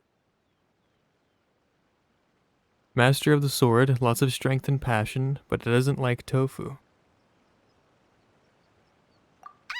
Paimon's got it. An oni. An Oni. Correct. Although it possessed Shingo, it didn't have any ill intentions. As a matter of fact, it actually seemed like it was trying to train Shingo to become bolder. Nice. Fair enough. But it seems like it had the opposite effect. Tossing salt caused it to temporarily leave Shingo's body.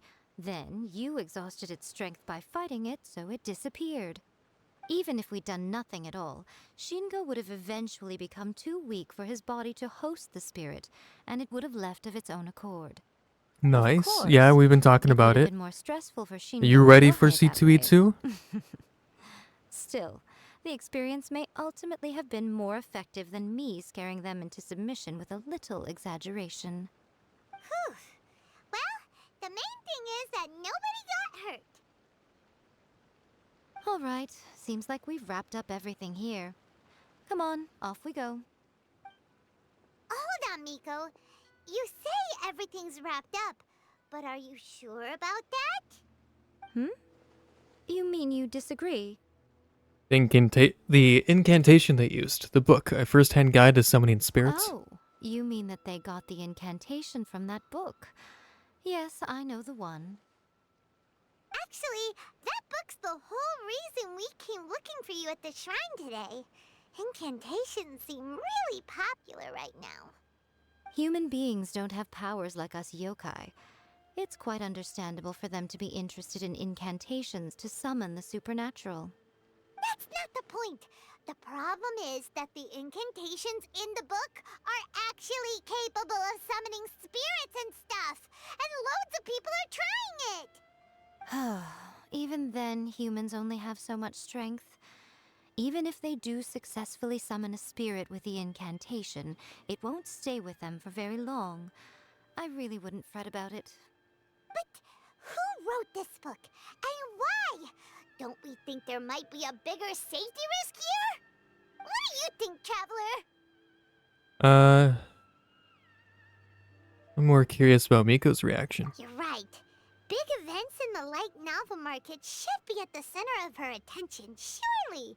But she doesn't seem to care about this book at all. Maybe she's the one that wrote it. Lady Yae, I finally found you. Kuroda, what are you doing here? I'm here to report on Yae Publishing House's sales for the last month. All the numbers are here. Please take a look. Let me see. What? We're losing market share? Yes. Maybe she didn't Overall write the book. bestseller, readers' favorite, and trending ranking. We're being beaten in all categories. Oh, she didn't write the book. Now she's gonna care. One book is topping the charts. It's called A First-Hand Guide to Summoning Spirits. Both of you, back here now. Miko? What is it? You have a really scary look on your face right now. Things just got serious. A First-Hand Guide to Summoning Spirits is an all-round hit, summarily beating the novels of the Yae Publishing House by every analysis. Define serious. Just what is that supposed to mean? I worked extremely hard to promote our latest featured work, and now a rival book comes out of nowhere and steals our thunder. If this isn't the very definition of intolerable, I don't know what is. I have to come up with a counterplan, and you are going to help me. What? Huh? How is this our problem all of a sudden? Paimon, please. Who wrote this book and why? Don't we think there might be a bigger safety risk here? Oh, am I to take it that the safety of the people of Inazuma isn't so important in your eyes after all? Wait, what just happened? Again, you technically have a point, but this feels all wrong. Nothing's wrong, okay? Come on. We're going to war. I'm going to head back and make some preparations. Meet me outside the Yae Publishing House. You can't just say that nothing's wrong and then say, "Come on, we're going to war." That's not. Those shouldn't be in this. Those words shouldn't be in the same sentence. Is this guy sleeping? Is he breathing? He's moving. I don't know why there's hilly turtles sleeping, but you know, whatever.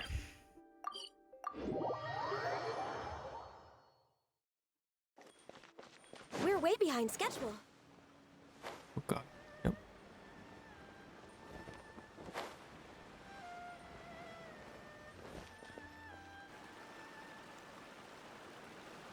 What are we gonna do about this book? Write a new one? All right, Take it Miko, off the shelves. here.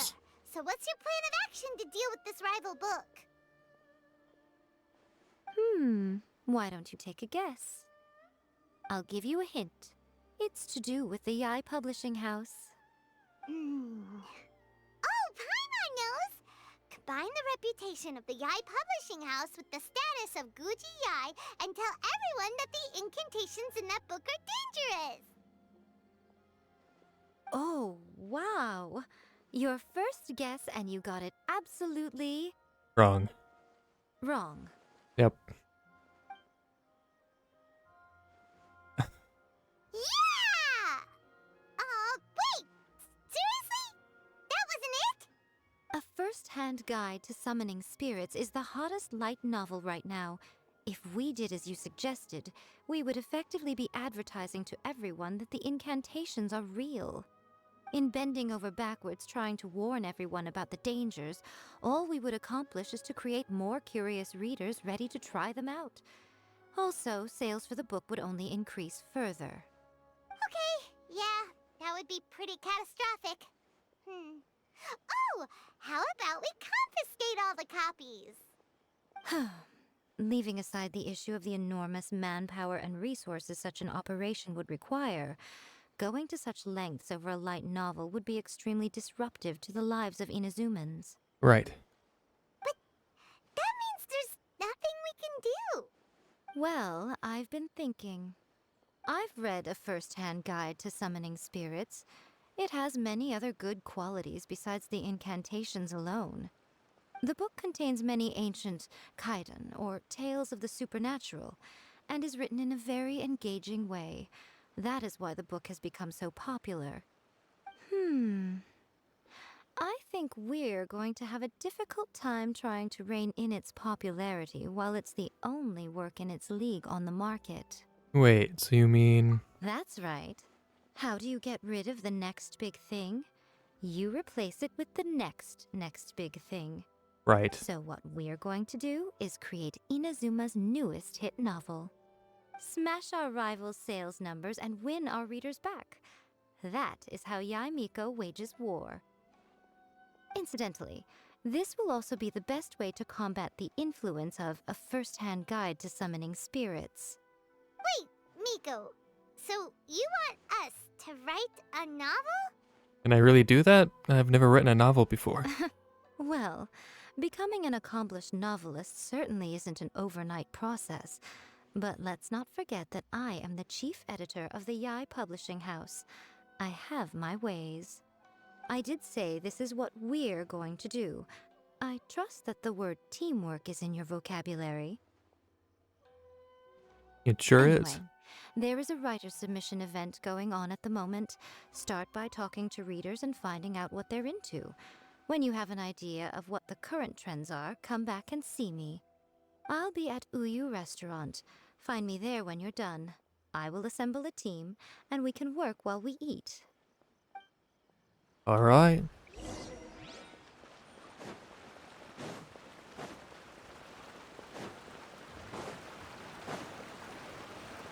Heidi-ho. Hey, what do you like to The key read? to a successful light novel is having good illustrations. Okay. When to use illustrations, what they should contain, and which artist you should commission for them. These are all key things to bear in mind. Good illustrations can make up for bad writing. But on the flip side, a bad illustration can ruin your novel, even if you have the best story in the world. There's a saying that light novels are essentially a case of buy art, get words free. I'd agree with that.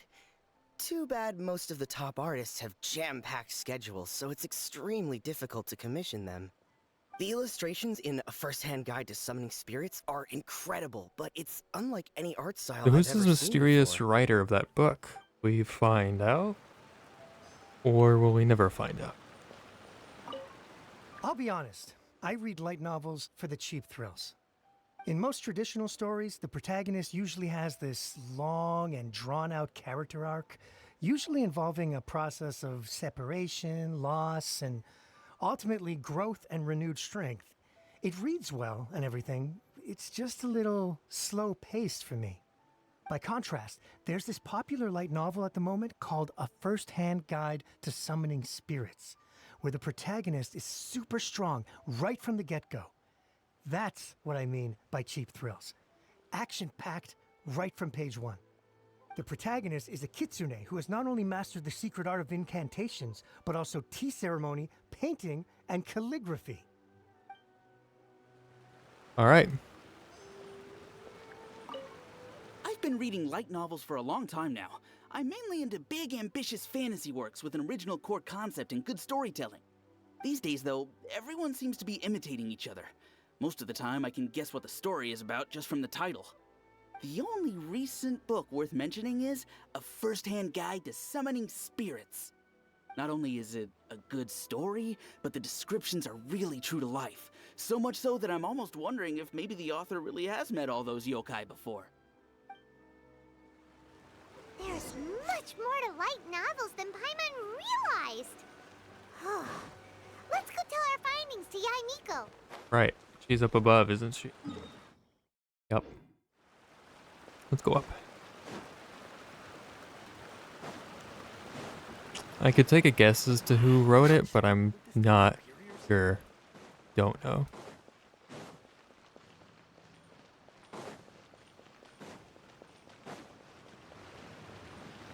We're way behind schedule. We're way behind schedule.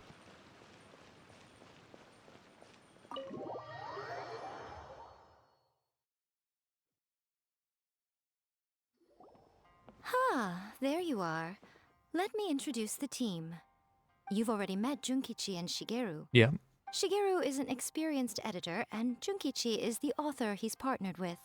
Junkichi's working through a creative lull at the moment, but all his past works have been very popular with young people. He's developed a distinct and enduringly popular style. Satomi is Yae Publishing House's ace in the hole. Her specialty is that she can write all kinds of completely different stories and all under different pen names. As for what those names are, well, that's a trade secret. They will be teaming up with us to collectively create the novel that knocks A First-Hand Guide to Summoning Spirits off its perch. So, feeling better about my plan now? Yeah. Uh-huh. It definitely makes sense. Now then, tell me what you found out about readers' preferences. Tell Yae Miko the reader's thoughts. All very true. An original core concept, a fast pace, quality illustrations, and lots of action. This is the formula that will guarantee good sales numbers. More importantly than that, even though it's a work of fiction, we have to deliver a sense of realism. Paimon followed pretty much all of that, but there's still one question. What are we actually gonna write about? For example, we know we need an original core concept, but how do we come up with one? Before you can answer that question, you have to understand your target audience. Take a first-hand guide to summoning spirits, for example. When I read it, all I find is common knowledge to the kitsune. But to the general public, it's bursting with new and interesting ideas. It all comes down to the size of the information gap between author and reader. As a traveler, there must be a great many things you know that are complete unknowns to the people of Inazuma. What is commonplace to you may be fresh and original to them. Right. Oh, right! So maybe we can take inspiration from our time in Mondstadt and Lille.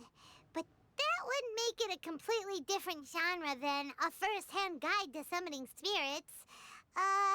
Is that gonna be a problem? Not at all. You don't have to worry so much about how to compete with that book. All you have to do is provide some interesting somebody turn on ideas the based lights. on your travel experiences. As long as the core content is interesting, my expert team here will be able to flesh out the details. Alright, let's start with Chapter 1 then. What are you thinking? I'm gonna read them all, but I'm probably gonna go with the bottom one.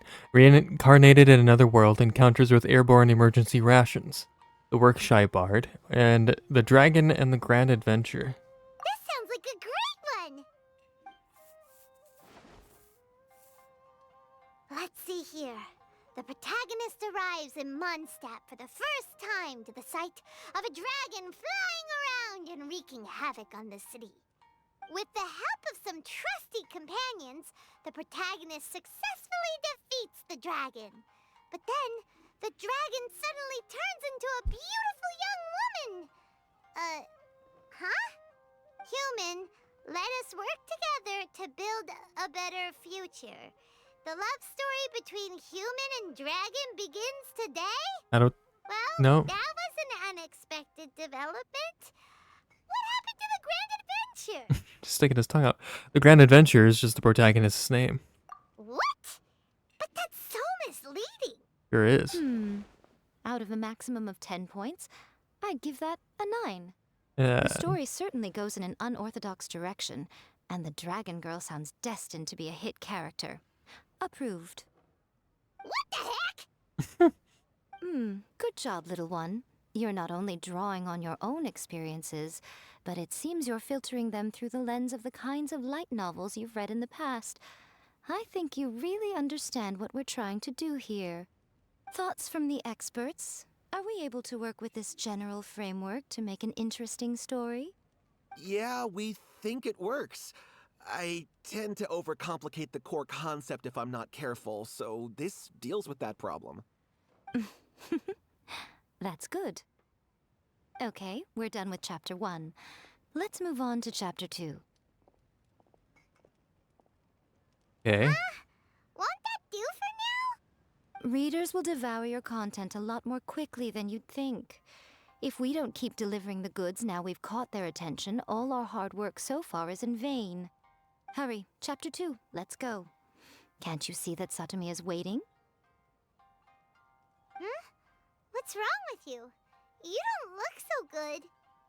I can't think of any more stories. What a pity. I thought your beginner's luck would carry you a little further before it came to this. But alas, the time has come prematurely. Before it came to what? What's happened? Writer's block? The bane of our existence. Yep. Writer's block. It's your arch nemesis for life, appearing without warning and inflicting a pain worse than death upon the writer. They sell their souls just to get their muse back. Sounds awful! When this happens, the best thing you can do is have a bite to eat and take a proper break. Boss, get me a plate of fried tofu, and get some kushikatsu for these two. Just the basic kind will do. Don't worry, this is my treat. Your treat? Oh, wait a minute. Miko, we'll be getting paid for all the hard work we're doing, right?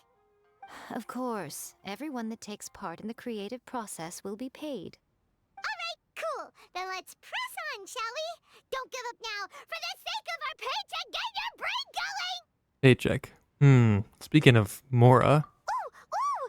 Does this mean your inspirations come back?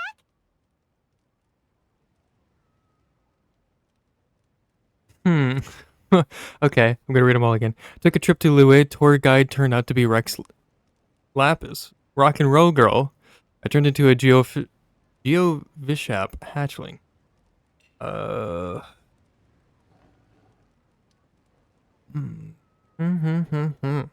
Does it? I don't know.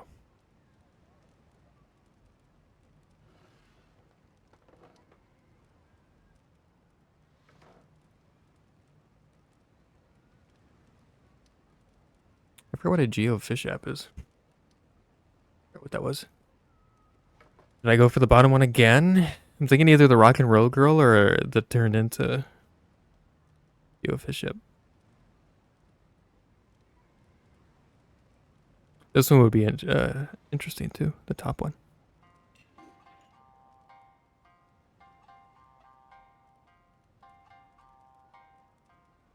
Rock and roll girl.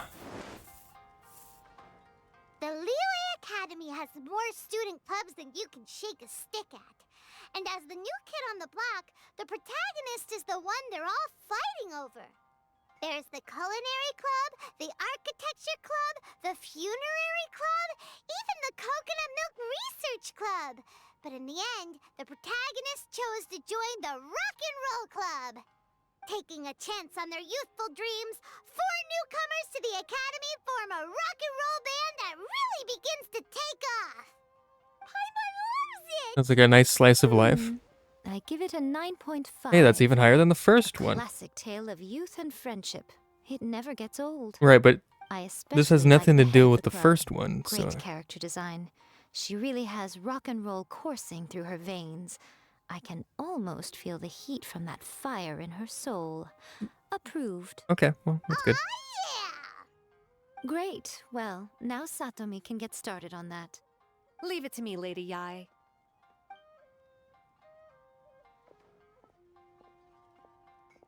Let's write about Inazuma in the 3rd chapter, shall we? I can help with this one. We can use the Vision Hunt Decree or your experience in the Resistance. Any ideas? Starting as a resistance soldier. Oh, well, let me read all of it. Stuff this. Come on, let's get rid of this Vision Hunt Decree.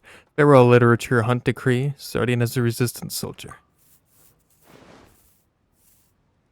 When the Vision Hunt Decree comes out of nowhere, the protagonist joins the Resistance, starting out as an ordinary rank-and-file soldier. Find out how the protagonist goes on to make great contributions to the war effort, become best friends with the Resistance General, and get to know the Guji of the Grand Narukami Shrine, working together with everyone to finally secure a grand victory for the Resistance.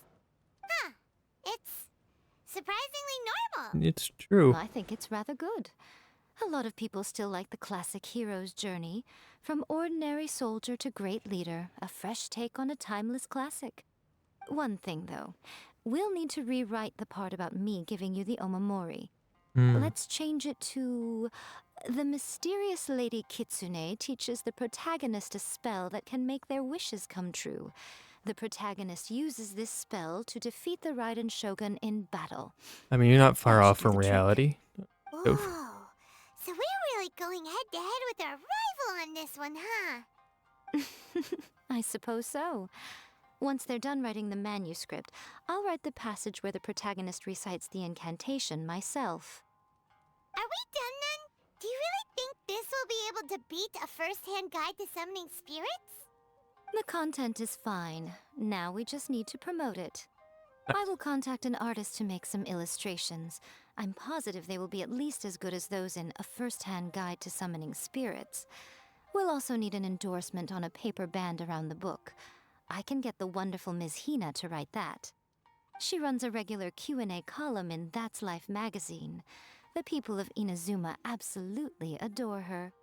You're free to take a break while the creative team is doing their work, but please go by the Yae Publishing House at some point to commission Ms. Hina for that recommendation. Once our light novel is complete, let's meet at the writer's submission event. Right. Alright, see ya. Let me think. What spell does Lady Kitsune teach to the protagonist? Ah, I've got it. I've got to make sure it sounds suitably mysterious. Right. Alright, goodbye.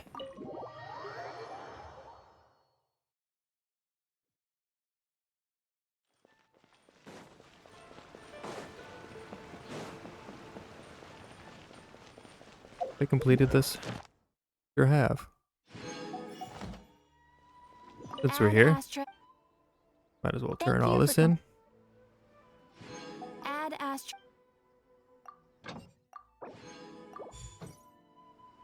Right. This new imaginary theory. Yep. I did not mean to do that. Up. Okay. Next on the agenda.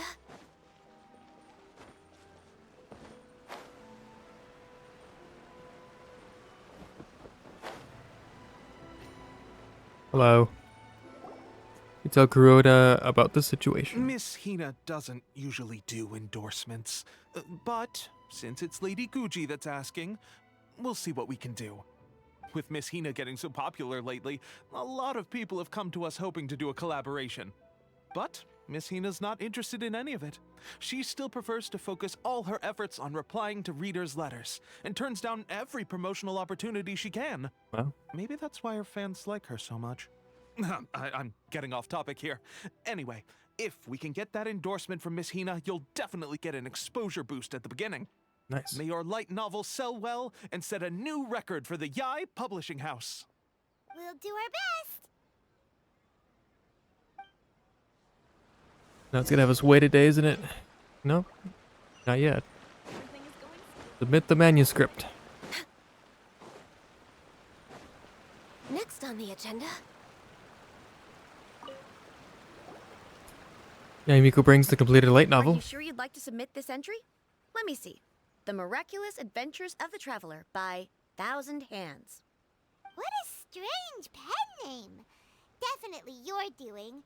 Having been around you so much recently, Paimon's slowly starting to understand your unique tastes. What do you mean, strange? It took a lot of work by a lot of different people to get this thing finished. Don't you think it's a very descriptive pen name? True. We'll get this printed as a matter of priority and conduct trial sales in pilot locations throughout Inazuma. I'll announce the sales numbers in 3 days. Uh-oh. Paimon's getting a little nervous now. Do you really think this is gonna work? We had a top-notch team. That's right. Be confident in your work. That's exactly how a light novelist should be. Okay, then I'll sign you up. Please come back in 3 days for the results. 3 Thank days. you all for your submission. I wish you the very best of luck. The very best.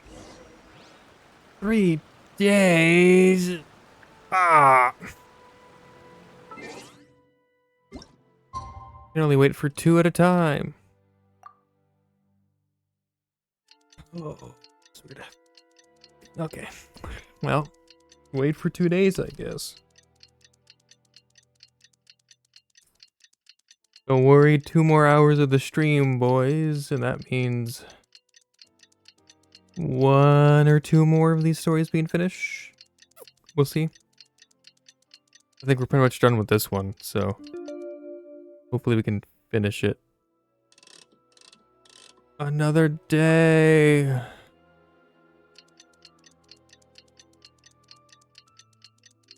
Hopefully we can finish it soon.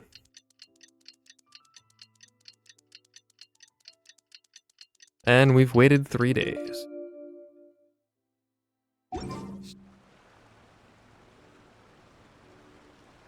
Ah, you've all finally made it. Good news, everyone. I just received word that your light novel is flying off the shelves. Multiple sales locations are asking when we'll be printing more copies. Woohoo! That's great! This level of success is an amazing accomplishment for a new work. Most new books don't sell 30% of what you've sold. Nice. I have free copies for each of you here. Please take them. The payment will follow shortly, and I'll notify you to come and collect it when the time comes. This is all great, but... Oh yeah! The whole reason why we made this light novel was to combat the influence of a first-hand guide to summoning spirits. We sold a lot of copies, but it doesn't feel like we accomplished our goal. How do we know whether it worked? Oh, don't worry. The change is already underway. Shh. Listen to what the people around us are talking about. The conversation has already moved on, hasn't it? Hey guys, have you heard about this latest Kaidan thing doing the rounds? You just need to recite the incantation from A First-Hand Guide to Summoning Spirits at midnight, and your wish will come true! Oh, that? That's a throwback. That's old news, man. No one's talking about that anymore. The Secret Spells of Lady Kitsune is the new hit thing. I've already memorized all the incantations. The Secret Spells of Lady Kitsune? What's that? You haven't read it yet? Okay, so supposedly, if you recite the spell in there on a moonless night, you'll receive protection of the Kitsune and all the other powerful yokai. They can make any of your wishes come true. I heard that the incantations in A First-Hand Guide to Summoning Spirits have weird side effects. This one guy wished for a load of Mora and got it, but then one night it all turned to leaves and he developed a high fever. Damn. They actually had to use one of the secret spells of Lady Kitsune to get rid of the discomfort. That proves that the incantations in this book are more potent than the ones everyone was trying before. Pretty much everyone I know is desperate to try it out. Just waiting for a moonless night. Really? Well, I better go and prepare too. Well, feeling less worried now? Yeah. Wow, you're right! Everyone's shifting focus! But what's this moonless night that they're talking about? Hyman doesn't remember that detail from the brainstorming session. This is something that will become very important to us further down the line. All right, it's time to move on to the next phase of the plan. There's a phase 2? Of course. Behind every book that hits the market lies an author, right?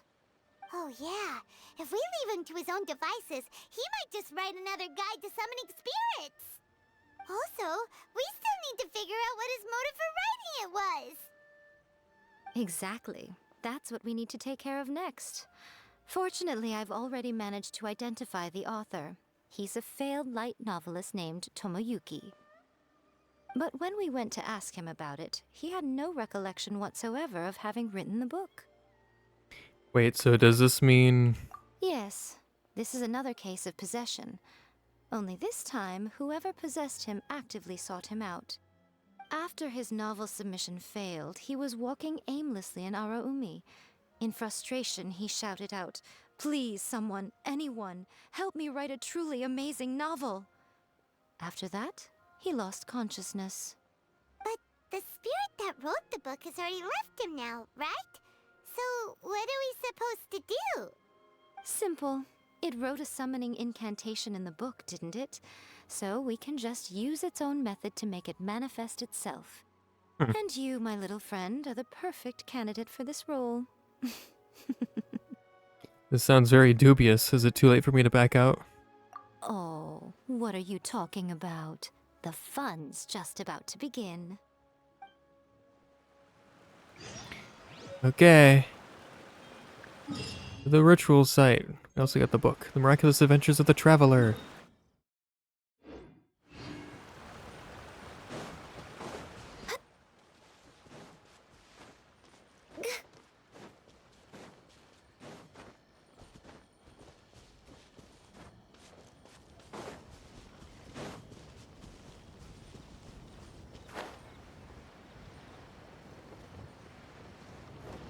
Geronimo.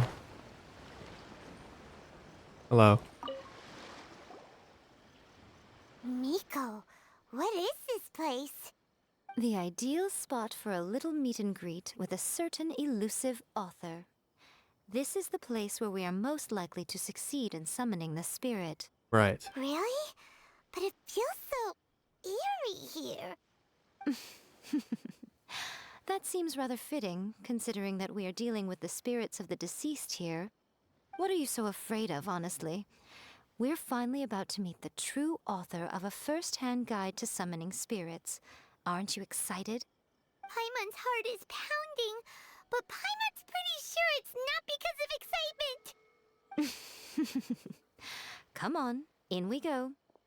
Hey, wait up! Ooh, Paimon's scared. Stay close by, okay? Don't leave Paimon all alone. All right. Should I heal the team? Possibly, but I don't care. In we go.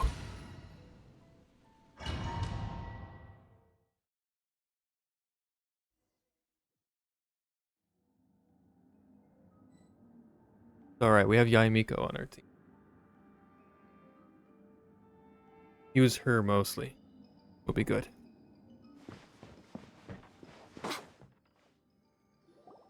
What a weird painting. Miko, do you know what it's supposed to show? Probably a scene from ancient Inazuma. It's a good piece of artwork and all, but it's also kinda eerie. So it's a bit scary. Looks like the artist signed their name. Rakusai? It's not very clear. Let's go inside and take a look. Take a look in a book. Reading Rainbow.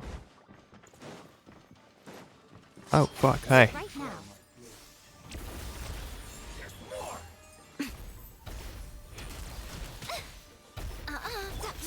Oh, fuck. Ah! Small room, not good. Ah, don't stop believing.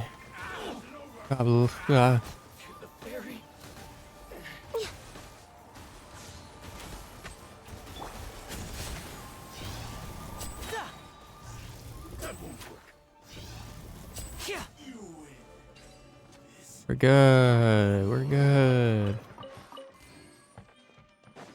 Wow, this place is huge. Hey, is that a mirror? There's a really weird-looking stool as well. Wonder what it's for. Ah, I see. Huh. This setup is quite handy. Saves me a lot of work. All right, go and take a look around. There should be a mechanism somewhere that makes the whole room move. Can I sit and look at? Hold on, I got this. Nope. Okay, I can only do that. Pop.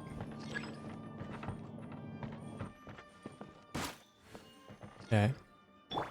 Right. I suspected that. Okay.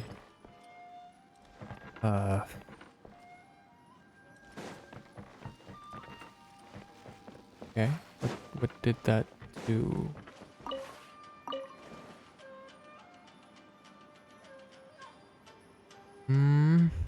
Oh, I see. Are you gonna not let me do that? Okay. Oh, I see. But wait, there's more.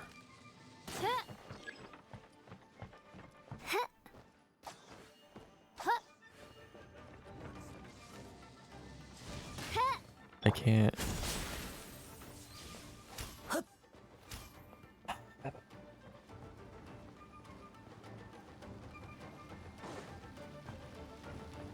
Aha.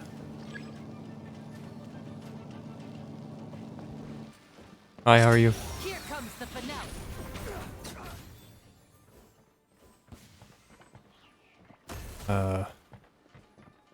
Right. Wings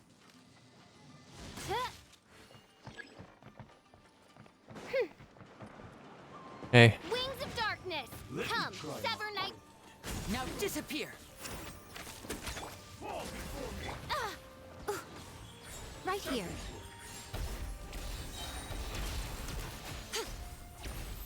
A sight to behold.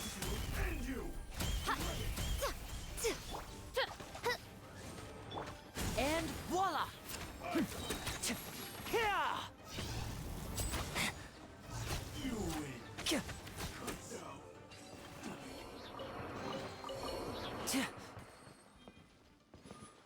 That all I came down here for?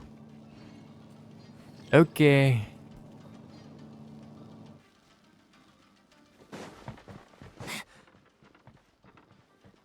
I would go this way, I guess. Is there anything up here? Hello?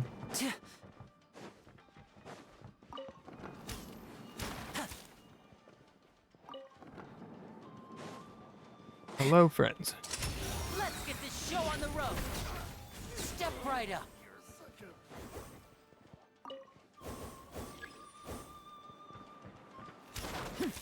Let's get down to business. Doo-doo.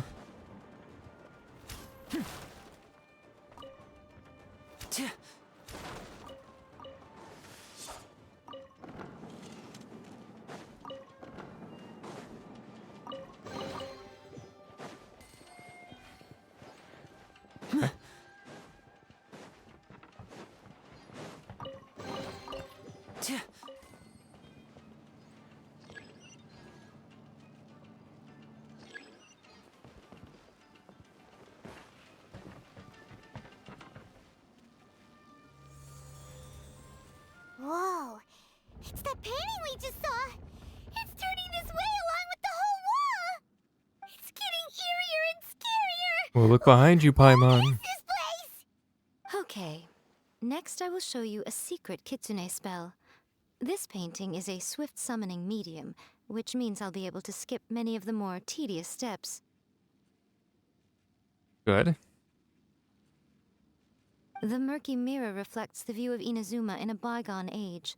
Spirits stirred by the sight of the past will be easily drawn to it. You're up next, little one. Come on, sit yourself down here. Hold on, are we... Surely you're not planning to... Yes. The whole point of a summoning ritual is for a dead person's spirit to possess a living person's body. You saw what happened to that Oni samurai spirit. After leaving the host's body, he was only able to maintain his form for a very short time before disappearing. Are we positive that summoning a spirit to possess the traveler isn't gonna have any lasting negative consequences? Yeah. Oh, you really care about the little one quite a lot, don't you? I'm a little jealous. I wish my friends were caring like that. Anyway, are you scared, little friend? Don't you worry now, it'll be over soon. Just think of it like having a dream. What do I need to do? Sit on the chair, stare at the painting, and relax your body and mind. Try and be natural. There's really no need to be nervous. Okay.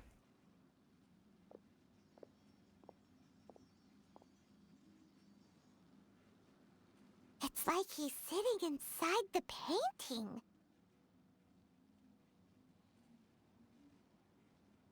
Huh? Is Paimon seeing things? Did the painting just move? Oh, it's warping. Recite the incantation in your heart, little one. Also, you'll need to have some intense thoughts going through your head. A wish, for example. Now, what kind of wish do we think it would take to summon forth the author of A First-Hand Guide to Summoning Spirits? Anyone? Well, the same wish as the first guy. Probably something to do with writing? Right. Very good. The wish needs to be heartfelt, though, so let me help add a little realism to the equation. The book is selling exceptionally well, Traveler, but we're going to need an outline for Chapter 4 as soon as humanly possible.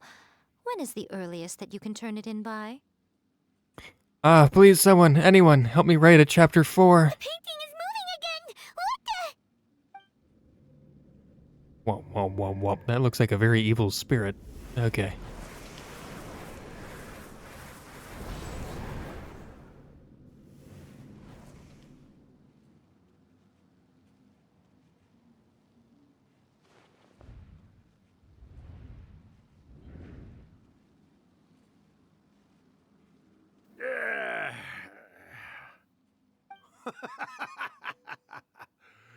I never thought the day would come when I'd be summoned using my own ritual. Getting a taste of my own medicine. What have we here? Another budding writer? What's come over you all? Why is everyone wishing for help with their writing? Are novels so popular in this day and age? We got you! So you are the one who wrote a first-hand guide to summoning spirits! What are you trying to do, Why'd you put that summoning incantation in the book, huh? What's your game here? Huh? What's this? Oh. I think that needs to be the Traveler's normal voice from now on. No wonder this felt so familiar. I've walked right into your trap, haven't I? You ask me what my game is here? Well, of course. It was to use this incantation as a means for all the souls of the departed yokai to make their glorious return to the world and plunge all of Inazuma into a brutal, bloody war! What? Paimon knew it! You had an evil plan all along! I think he's lying. Oh, did you now? Then how naive of you to let me possess this body so easily. I sense, yes, great power within him. Good. Good! With this power, no one shall be able to stand in my way! Wake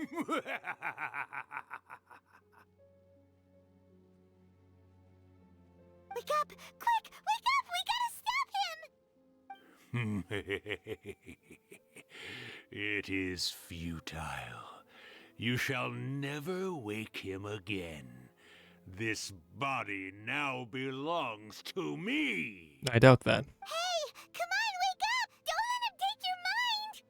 Miko, think of something! Miko! Miko!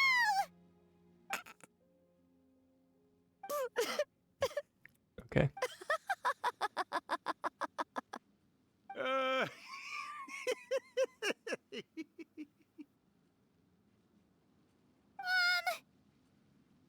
You're laughing?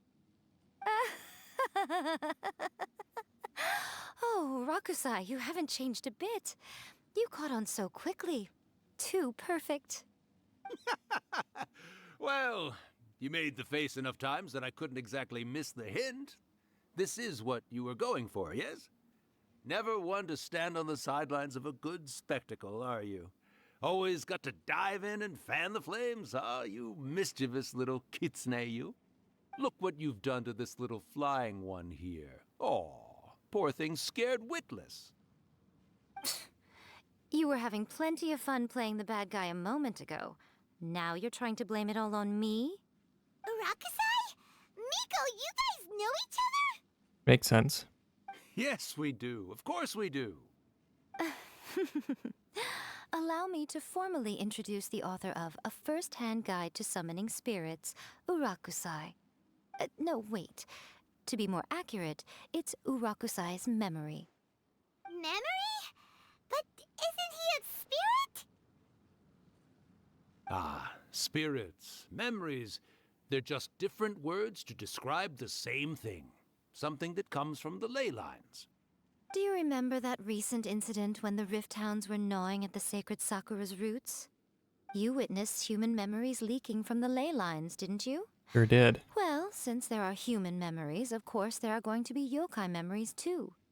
In life, yokai possess supernatural powers, and even when they are a shadow of their former selves from a bygone era, they still have the ability to control whether they are visible or not.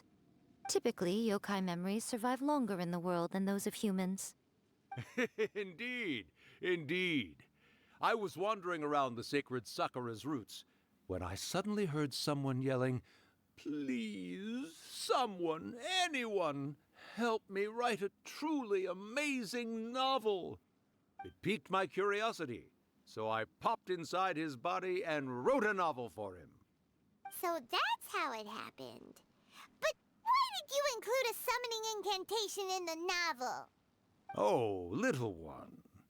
Not to toot my own horn here, but when I was alive, I wasn't just another kitsune, no. I was a mighty and powerful Daiyoko. The memories of other yokai can't possess human bodies at will like I can. But with this incantation, they can go one last little joyride in the world for a couple of days. Anything they're still itching to do, they can go and get it done. But... She's trying to say that all the commotion this causes is likely to be a great disturbance to the humans. Disturbance? I guess you mean that we might leave them with some broken dreams after we leave, hmm? Oh, yes. And they might have a fever or whatever. But you know, I actually think that the most admirable thing about human beings is the way that they go out and shape their fate with their own two hands, given that they're not born blessed with the same powers that we enjoy. As for those who would rather draw on external power than seek to improve themselves, it's quite right that they learn their lesson eventually. So when you think about it, we're actually doing the humans a big favor. Miko, you agree, don't you? Yes, that's what I thought too. All right then. You finally convinced Paimon. You guys were right. What are you scared of, little one? Don't be deceived by her day-to-day antics. Miko is actually one of the most powerful yokai out there. Not only that, Irakusai, but my latest work has beaten that book you wrote, A First-Hand Guide to Summoning Spirits, to become the most popular in Inazuma. Of course. You were never one to make extra work for yourself where you can help it. And yet you went to all these lengths to find my painting room, and even took the trouble to summon me. I knew you must have some ulterior motive. You were always the one to pick a quarrel with me when we all used to gather around and share stories. All right. You win, I lose. Happy now? Ha!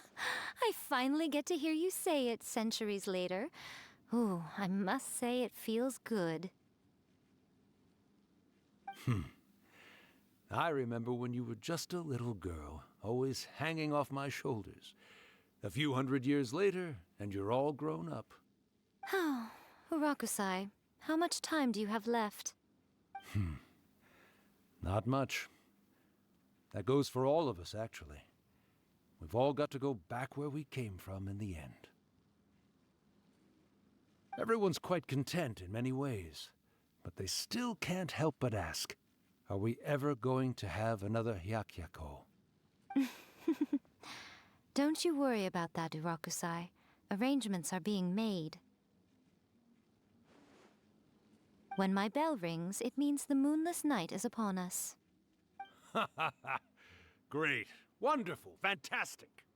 Miko, it's been nice catching up, but I'd better conserve my energy if I want to stick it out until then. So, I'll be on my way now. All right. Goodbye then, Urakusai. One last thing, Miko. I just want to know, have you been well all these years? I've been great, of course. Every day is a happy one. Especially these days. Not only do I have my light novels, but I've also met these two delightfully nosy outlanders. And even A is finally starting to come to her senses. Quite a miracle, given how pig-headed she can be. Oh, well, great. That's fantastic. Urakusai, you'd be right at home in this era. A great storyteller and artist like yourself would be the Yae Publishing House's ace in the hole. And I would personally be hounding you over your next installment.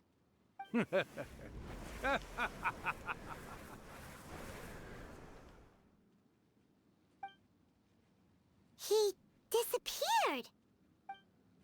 Are you awake? How are you feeling? Are you all there? Here, like last time, repeat after me.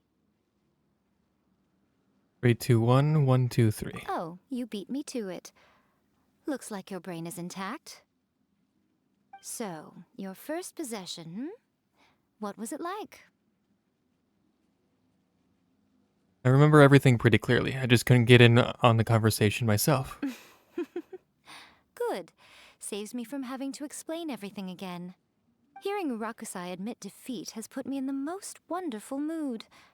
In return, it's only fair that we make sure to deliver on what they're all hoping for. You mean the Moonless Night? They want to do a Yaku? I don't know what that is. Yes, What? though they only represent a tiny proportion of the memories in the ley lines, it will still be quite a sight to behold when the time comes. All right. Since you've come this far, why don't you do one last thing for me, I'll need your help with the ritual. You cannot be serious, Miko. After all that, you still have more errands for us? Huh. You guys teamed up to scare Paimon just now. If you think Paimon's gonna do anything you ask for, think again! Aw, come on. I'm really only asking you to finish what you started. Besides, Oh boy. your paychecks are still in my hands. Paimon's paycheck? My paycheck? Well, there's no way out now. We're in too deep. Quest goals in Inazuma. Sure is.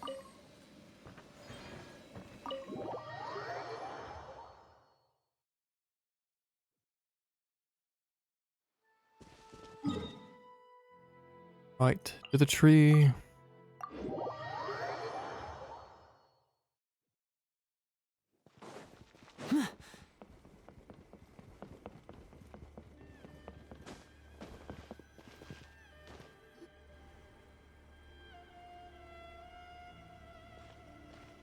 Well, hello there, my little helpers. So nice of you to join me. You're right on time, too. As if we had a choice. We just want our paychecks. So, Miko, what exactly do we have to do to make this Hyakuyaku happen? Also, to be clear, we actually have no idea what it even means. It might sound ominous, but to put it simply, the Hyakuyaku is just a gathering of the yokai. Back in the day at yokai gatherings, once everyone had had plenty to drink, one by one they'd start soaring into the sky with their yokai powers. There were so many of them that their silhouettes would block out the moon. But now, the yokai memories that leak from the ley lines are weak. They are no longer able to fly. So I will be performing a convocation ritual for them, gathering all the wandering memories together in one place. When the time comes, they will gather in the sky above the Grand Narukami Shrine.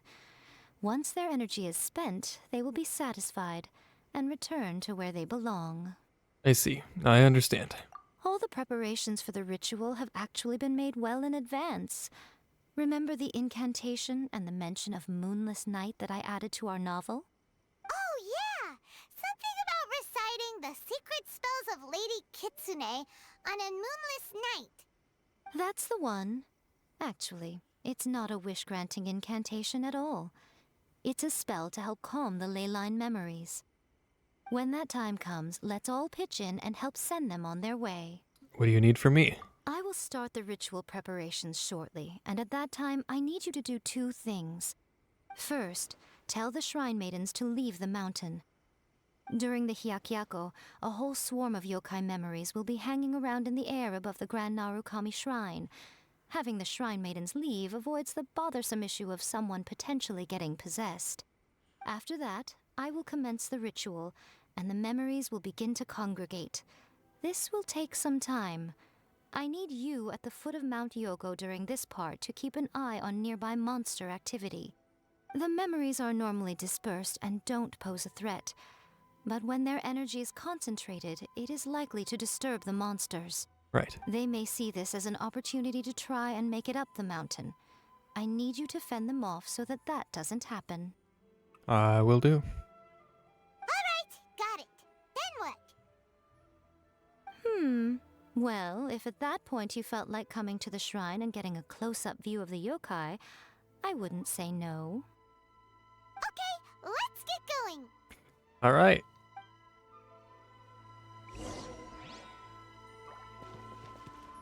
Get the fuck out of here. Sorry. Who is he, I might ask? Lover? What are you talking about? Best of luck to you. Right. You. Who are we talking to? Oh.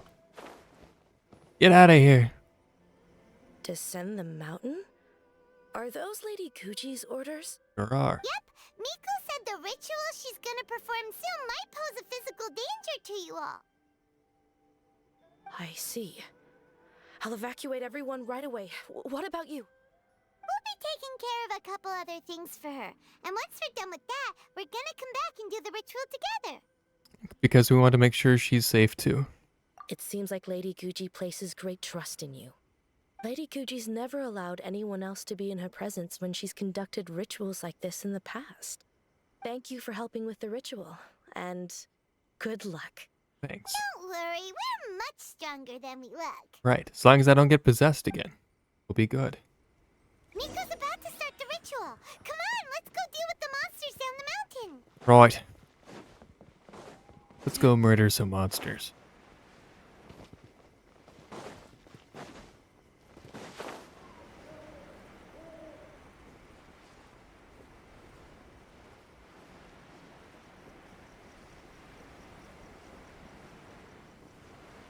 Geronimo!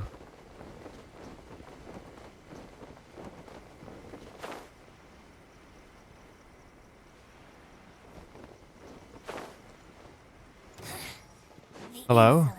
You're not monsters. You're Fatui. You're worse than monsters. Get out of here. Get out of here, you. Perish.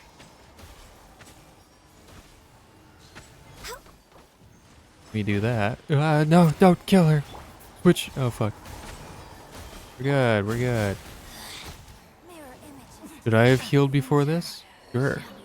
Okay, you weren't a monster. You were just here. Where are the monsters? Oh, they haven't showed up yet. Okay. As night falls, the monsters slowly congregate in this area. These monsters look really riled up. Get rid of them for Miko. Yep. Let's get rid of them as fast as we can. Then we can get back in time to see the yokai. Exactly. All right, here And at the demons. Oh, fuck.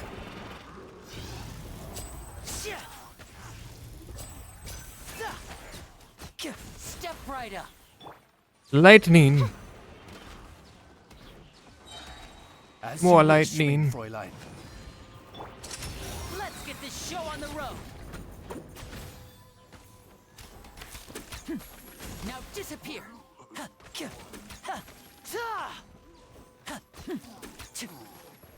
Hello there. Born of ice and frost.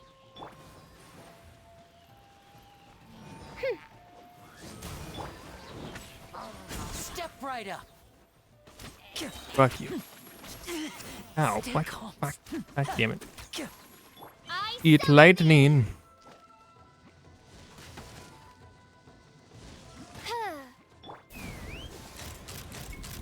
Locked on. It's a lucky day. Locked There are a lot of monsters. A lot more than I thought. I got thee. And there's so many of them. Come on, you can do it. Oh fuck. Okay. Yep. I'm good. I'm good. I got this. It's not like half my team is dead.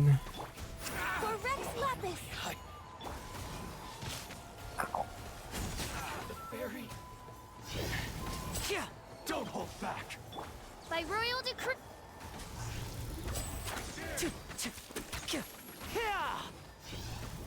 I need to train harder. Oh. Step right up. Alright, that's the last of the monsters. How far along do you think the ritual is? Let's head back to the Grand Narukami Shrine and take a look. Let's go.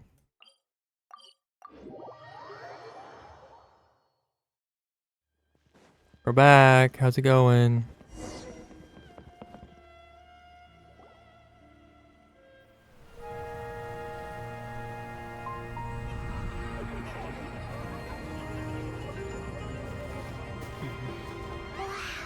So many! They're everywhere! Yes, the memories of the yokai. They haven't been able to relax and soar through the air like this for a long time. Come with me.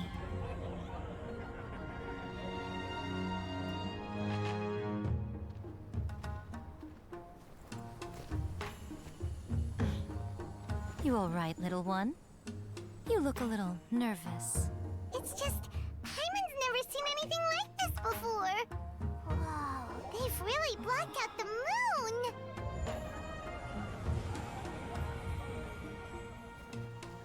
It does look a little intimidating, doesn't it? But I know them. They may be loud and brash at times, but they are good and brave souls.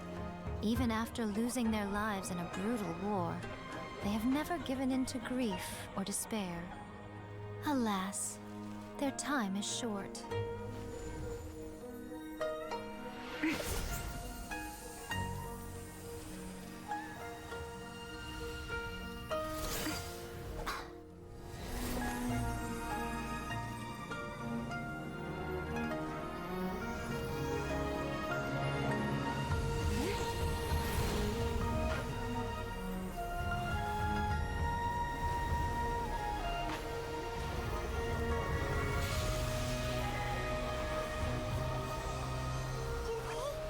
Do they really have to go? It's a feast, and all feasts come to an end. Since you're sorry to see them leave, why don't you do the recital along with me? O Hakushin, cause of this enchantment, in reverence I perform this rite. In reverence, I perform this rite. To be a guiding light.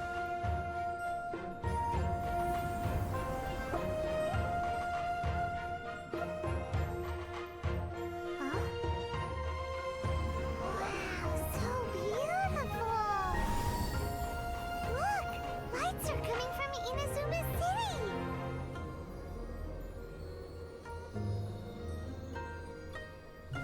The book says, recite the secret spells of Lady Kitsune tonight, and our wishes will come true.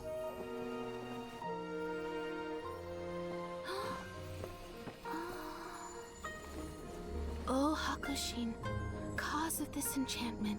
I perform this rite to be a guiding light. Your unrivaled power will be honored eternally.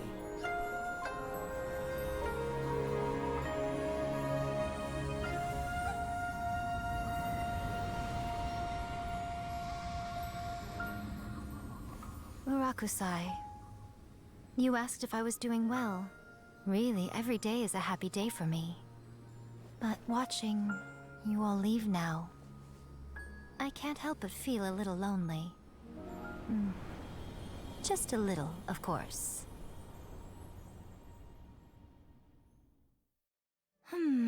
Just as I thought.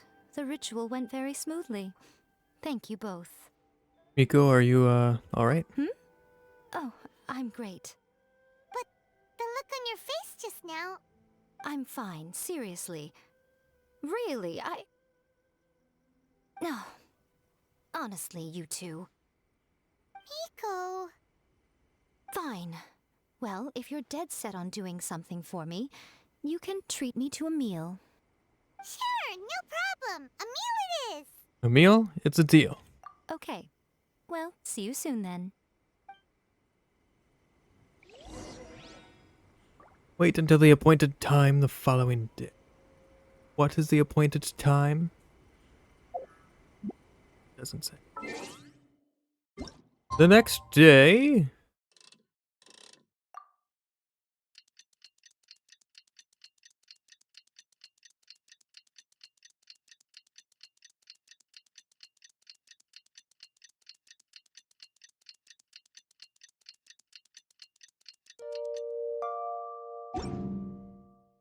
Today is the day we agreed to treat Miko to a meal.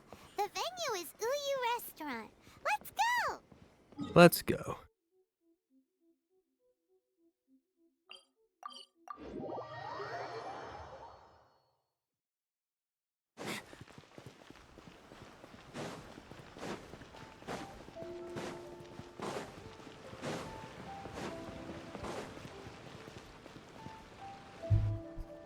Oh, the wait is unbearable.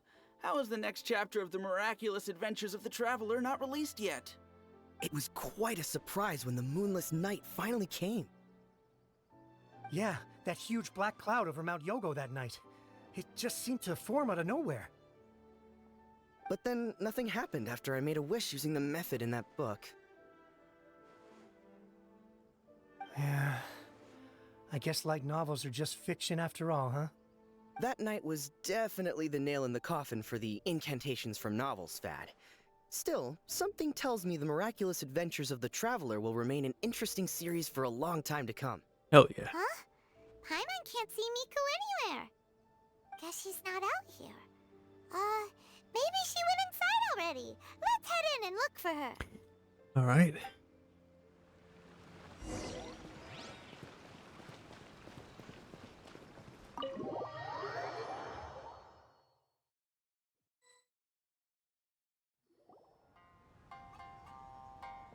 Ha, my little friends. There you are.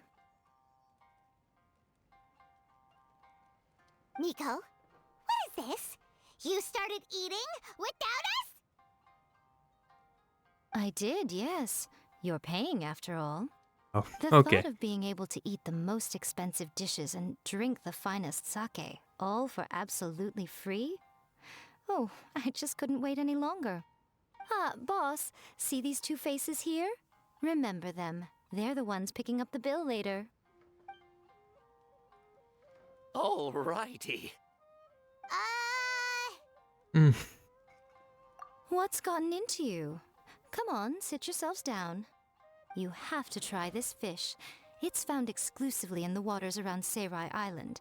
They shipped it to Inazuma overnight, and it was still alive right up until I ordered it. Or maybe you'd rather try this? I know, I know. I normally can't bring myself to drink sake this expensive either. If you don't drink alcohol, that's fine too. There are all kinds of fruit juices covering the whole price spectrum. Miko, you are outrageous! Last time we were here working on the novel, all you ordered for us was the plainest kushikatsu! Strange. I remember no such thing. Well, I certainly remember it. Kushikatsu and fried tofu, that was it. Oh, so what? You did offer to treat me to a meal, didn't you? Anyway, I am something of a VIP, you know. Wouldn't you find it embarrassing to treat me anything short of lavishly? Miko, this meal is going to be super expensive! Aren't you afraid we won't be able to afford it? Oh, don't you worry about that. You can most definitely afford it. They're still printing your light novel by the batch, you know. You have quite the generous payment due. What? Darn it! She tricked us into this! Miko was after our Mora from the very beginning! We've been taken for a ride. Oh, the looks on your faces right now. Too perfect.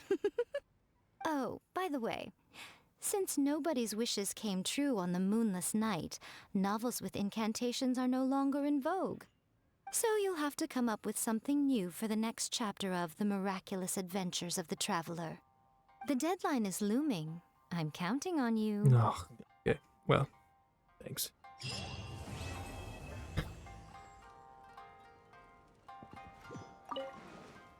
Thank you for the meal. I thoroughly enjoyed myself today. Oh, did I mention?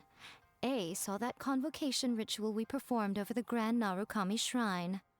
I know she can be pig-headed, but it still took me by surprise when she wrote me a long and sternly worded letter about it, chastising me for taking this whole thing much too far. Right. Ugh, I hardly see what all the fuss is about. Everyone seemed perfectly happy to me. Yeah. Alright, you have fun. To the next story. Let's see. We have... Who's next? Ayato. Right here.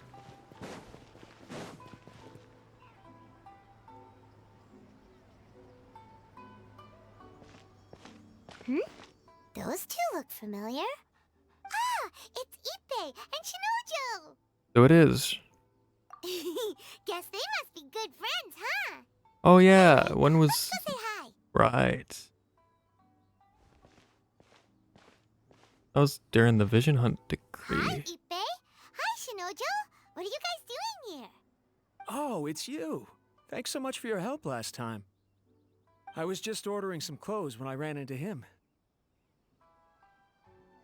You know these That one two was as trying to well? arrest that one, and that one was trying to flee. Yes, they helped me and Master Kamaji out a great deal last time. I've I never had the think. chance to Maybe, say if I thank you remember right. properly. Maybe not. What about you?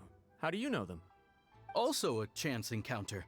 Our lady had them join us as additional guards for a goods escort in order to sneak out of Rito undetected. Nope, I don't remember them at all. Okay. Each other, huh? What a coincidence. They do look familiar, though. Not exactly. We've only just met. We both came here to order some clothes and got to chatting. Somehow we ended up on the topic of Master Kamaji and Lady Hiragi's relationship. Wait, it's okay to talk about that, right? It's probably fine. They've known about it for a long time already. Oh, yeah! Paimon remembers those two had a thing. In fact, that was why Chisato wanted us to deliver a letter. Right. That's old news, though. So why has it come up now? Are they taking the next step or something? We have reason to suspect that they'll be getting married soon. Ooh. A wedding? Wow, that's great! They can finally make it official! Will we be Of course, invited? this is just personal speculation. They haven't announced anything, and we wouldn't dare to ask. I was instructed to place an order for some formal wear for a big banquet. Turns out that Ippei received the exact same instructions as I did. They're both preparing for a banquet at the same time. They're both purchasing the kind of fine wine and confectionery normally reserved for big festivals. It's hard not to put two and two together. What if they're having Lady two weddings Hiragi at the has been in same day high and they're marrying spirits two different recently, people? And I heard she's on a diet as well. Surely it's all for the wedding. This is wonderful news! But, What's wrong? Oh, don't mind me. She's about to be happily married to the love of her life. I genuinely couldn't be happier for her. Right? I think so too. It's fantastic. Yes, but we shouldn't let ourselves get overexcited. What if it's all a big misunderstanding? As things stand, we have no actual proof of a wedding. Now, if they sent me out to deliver wedding invitations, that would be a different story. Right. Shinoju doesn't look like he's taking this very well at all. You seem down. Sorry, I just haven't slept well recently. I'm ashamed to be so out of sorts at work. I'm not living up to my responsibilities, either to the Kanjo Commission or to my lady. Are you worried about their wedding? Not exactly. It's just everything feels kind of up in the air until they make it official. I get what you mean. I really do. We need this wedding to be set in stone before the celebrations can really begin. Actually, you don't get what he means at all. What should we do? Should we just straight up ask them? I don't know. That seems a bit rude. Well, since this is a wedding between two commissions, the Yashihiro Commission oversees wedding ceremonies. They'll know something. Right! If Ayaka knows about it, that means it's a sure thing. That. I don't think it's a good idea to bother the Yashiro Commission about this. Why not? It's fine. He and Ayaka are practically best buds. There's nothing to worry about. Right. I see. Then thank you. Thank you very much. Having a definite answer will stop my thoughts from running wild. Let's go to the Kamisato estate. Let's go. Fermiana leaf balls. Fermiana? Yep. Anyway. To Ayaka's estate.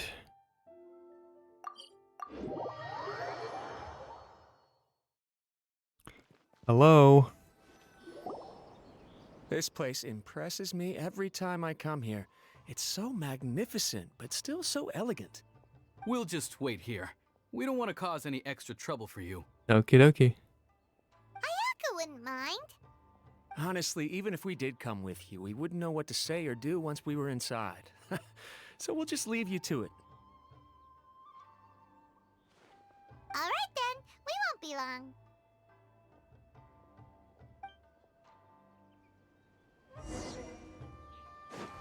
Okay, in we go.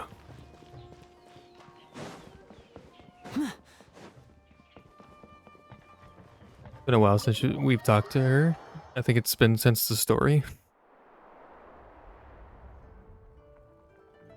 Oma. Without looking at the board, you've ruined my strategy in one move. Amazing. Now what should I do next? Ayaka, Toma, it's us! Huh? Hey guys, it's been a while. If you're looking for my lady, I'm afraid she's not here right now. Oh? That voice. Toma, would that happen to be the Traveler? Yes. Greetings, Traveler. Ayaka speaks of you constantly. Finally, today is the day. I am head of the Kamisato clan and Yashiro Commissioner, Kamisato Ayato.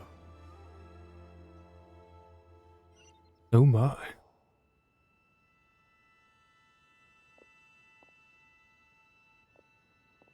Greetings, both. I have long been indebted to you on my sister's behalf. Finally, I have the chance to express my profoundest gratitude to you in person. Ayaka is out today. If you are here regarding anything related to the Kamisato clan, you are quite welcome to discuss it with me instead. Oh, hi! Your flattering words flatter us. Please excuse the suddenness of our visit, for it is most improper etiquette. Why on earth are you talking like that? Well, he seems like a pretty powerful person. He's already working his way up Paimon's list of people to never mess with. Look! As soon as he stands up, the whole atmosphere in the room changes, and it feels like you gotta be We literally super talked polite. some gods, Paimon. I don't think You he's any shower me with different. praise Well, he's undeserved, not even my a little god. guest. But There is no need to be quite so formal. This is a private residence, so please, exactly. relax. Yo, Paimon, we're good. Good. Because that whole spiel was really tiring just now. Alright, now that that's over, Paimon's just gonna ask the question. Paimon goes from polite to presumptuous in a split second. So adaptable, Paimon. We heard a rumor that Kujo Kamaji and Hiragi Chisato are gonna get married soon. Do you know anything about that? Oh? I wouldn't have thought you'd heard about that yet. As it happens, we've crossed paths with them before. I see. Well, it's true. It wasn't long ago that I received the news myself. The head clans of 2 commissions are to become joined through marriage. This is big news for the whole of Inazuma. Huh. Since the Yashiro Commission presides over cultural and ceremonial affairs, it closely involves us, too. Yes. And since the commissions are kind of the face of the Almighty Shogun to the masses, this wedding is one that we have to treat as a serious affair. Right! Makes sense. Ah, 2 true lovers becoming husband and wife. What a happy occasion. It is. High-profile matrimonial links between 2 commissions are extremely rare. But these 2 truly love each other. Tradition should give way to freedom in this case. All right then. I'll be sure to pay them a visit to send the best wishes of the Kamisato clan. No need. I'll visit them personally this time. Huh? But you have other things to be doing. This is a marriage between the Kujo clan and the Hiragi clan. The Kamisato clan must demonstrate an appropriate level of respect. The work of the Yashiro Commission is indeed multifarious. Normally, weddings and other ceremonies would come under the supervision of my sister. But she is presently occupied with other matters, and I happen to have a little time to spare. This will be a good chance for me to pay a visit to the bride and groom. Oh, and would you 2 care to join me?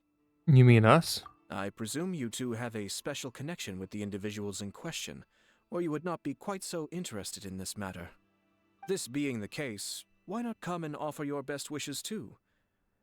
Or is my presumption incorrect? Oh, it's not as interesting as you make it sound. No special connections here. Super ordinary ones, actually. We just agreed to help deliver a letter this one time, that's all.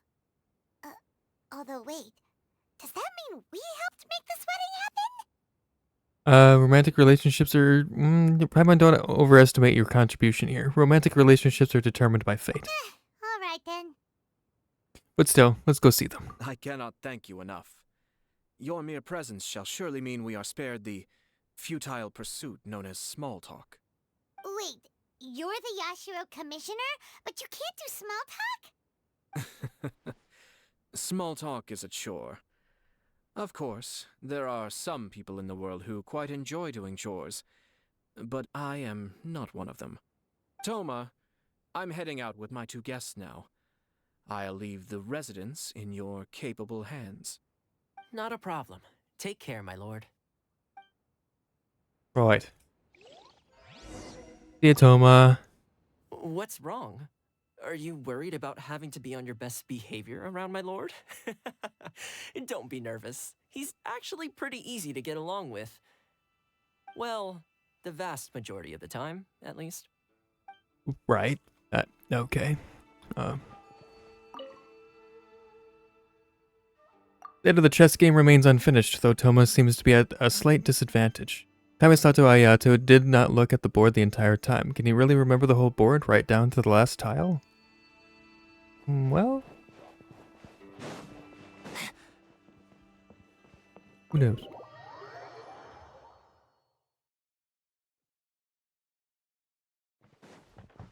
Ipe Shinojo. Yep. Shinojo. Ah, you're finally... Ah, Yashiro Commissioner! Who are these 2? They're friends of ours. Paimon will do the introductions. You introduce your companions to Ayato and update Ipe and Shinojo on the situation. So it's true. Well, there we have it. That's it then. So be it. Great, so our hunch was spot on. It is a little inappropriate for me to have shared news of this magnitude with you, so I would be much obliged if you could keep it in strict confidence until an official public announcement is made. Don't worry, sir. We give you our word. We won't tell anyone about it. That puts my mind at ease. Now, on the topic. We'd like to pay a visit to the Kujo clan. Would you mind leading the way for us? Of course not. I'd be honored. I guess this is where I... Goodbye then. Aw, cheer up, Shinojo. I'll try. Thank you. Oh, what a guy. Will I see Kujo-Sara? Will Kujo-Sara be here? Maybe. I don't think she will, but... Wait, does Kujo-Sara have a story? I don't think she does. Does she even have a hangout? Are we done Kujo's story? She doesn't have any of that. I've completely forgotten all of the stories that we've done. I do not remember a lot of them.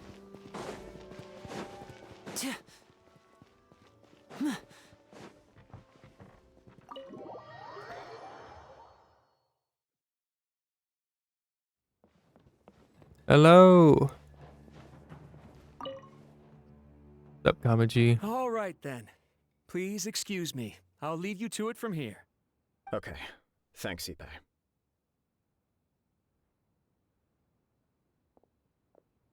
I apologize that your impromptu visit comes at a busy time for us, Commissioner. Otherwise, you can be sure that we would have prepared a more extravagant reception. I don't mean to impose, Sir Kujo. In fact, I'm not here on official business at all. I heard the good news about yourself and Lady Hiragi. What a glorious marital alliance this shall be. Given the close ties between our clans, it seemed only right that I should come and offer the Kamisato clan's congratulations in person. I'm truly honored. I hope the news didn't come as too much of a surprise.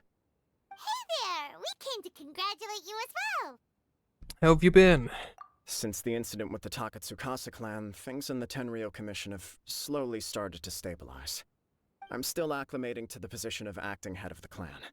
I just hope I'm up to the task, so I can live up to everyone's expectations. You're far too modest.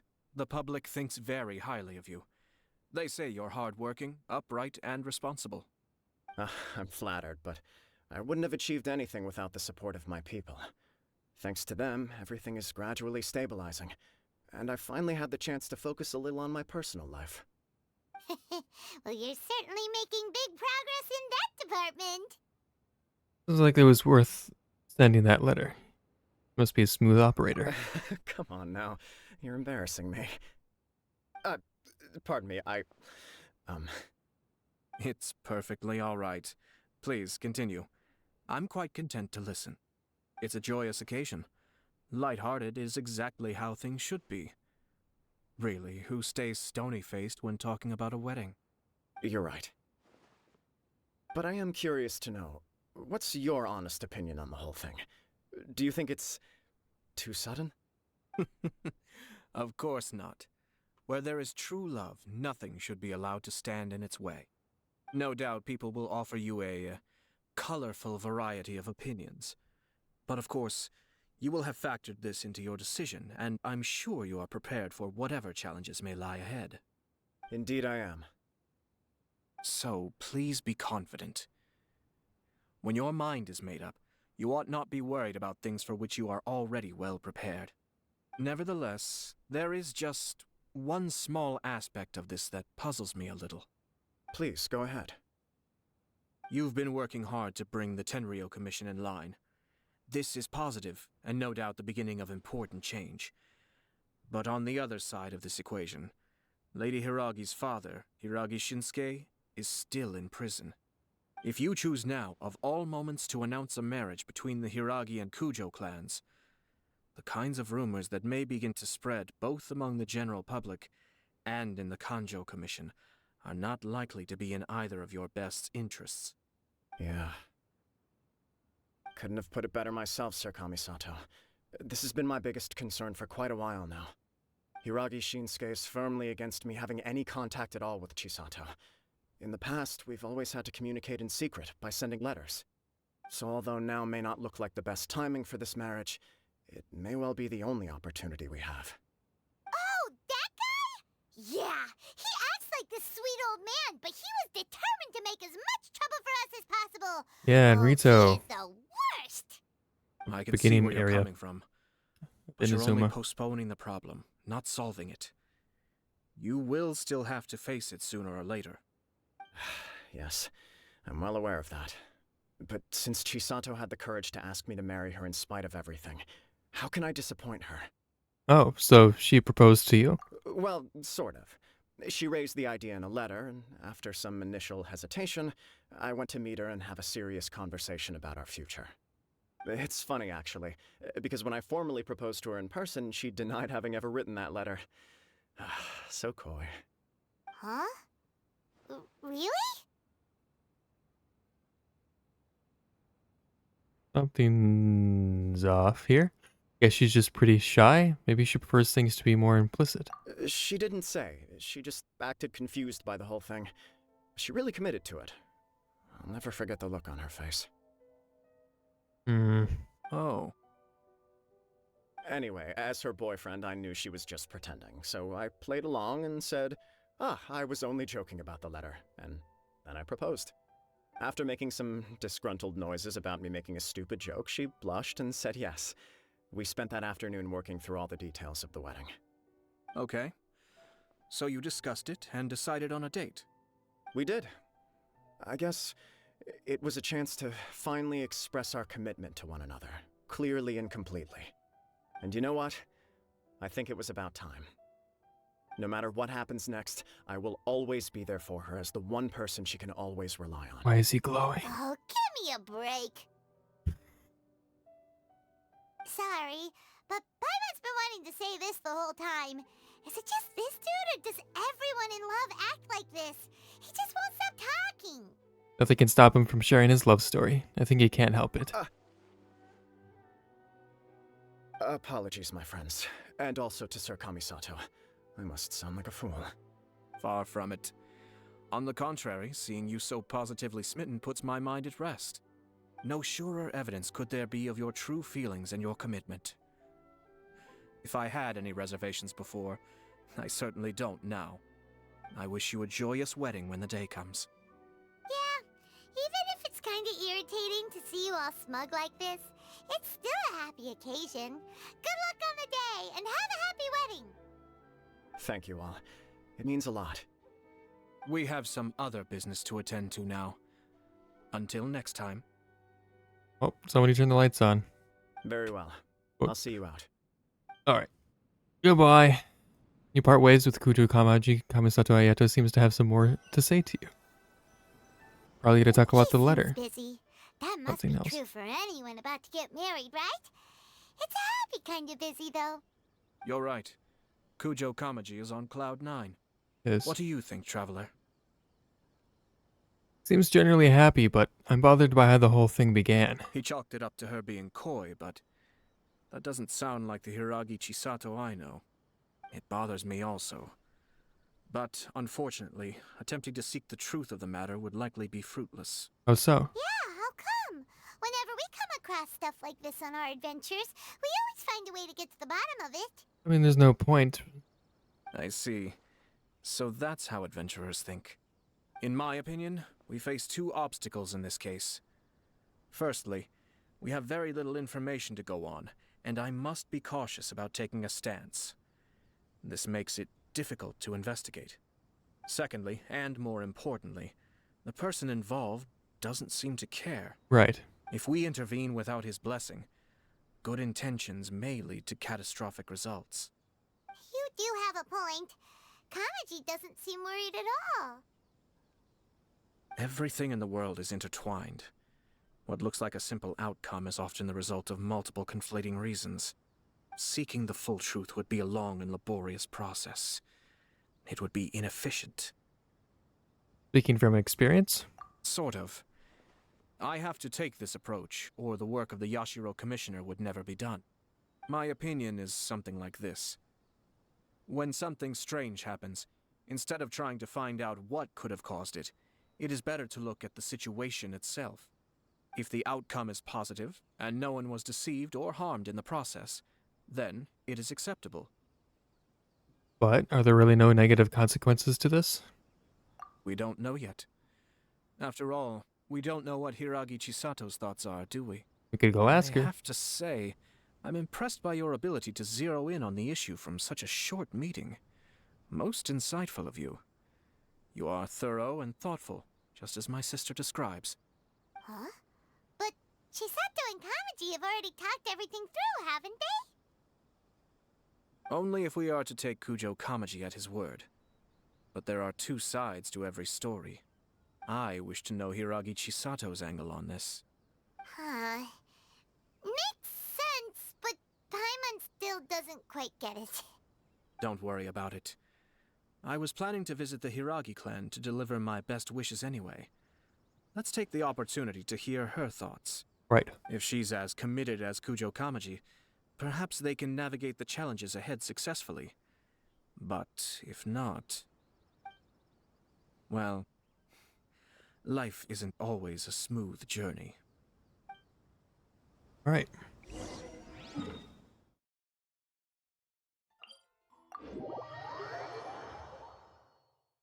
Let's get everyone healed, finally.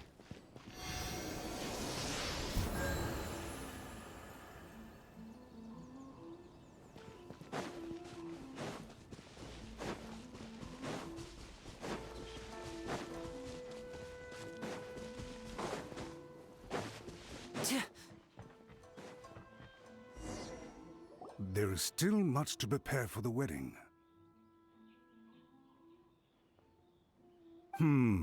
Should we also invite some prominent business leaders who frequently visit Rito? At the very least, we should send them invitations. I agree. Ah, hello there, Yashiro Commissioner. To what do we owe the honor on this fine day? As it happens, I'm here regarding the same wedding I believe I heard you discussing just now. I come bearing the felicitations of the Kamisato clan. Would Lady Hiragi happen to be available at this moment? Our lady is entertaining guests right now, and we're not entirely sure how long she will be. But please, do come in. We will arrange some tea and snacks for you and your attendants. Hey! Paimon is not an attendant! You misunderstand. These two are dear friends. You're too kind. We don't wish to impose. We'll just wander around in the general area. Apologies for the interruption while you're busy with preparations. Please, let us know once Lady Hiragi is available. Nonsense, Commissioner. No imposition at all. This wedding is a joyful occasion, and all the other clans who serve the Hiragi clan are most delighted for them indeed. We're merely doing the best we can to make this wedding as grand an affair as possible. When the time comes, we'll invite everyone in the clan and even the general public to attend. That sounds splendid. We'll leave you to it. Take care, Commissioner.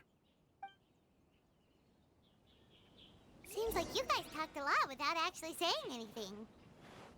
Hence why I dislike small talk. Our timing was not ideal, but never mind. I spotted a stall on our way over where we can pass the time. The owner always manages to come up with novel ideas. I'm one of his regular customers. Okay.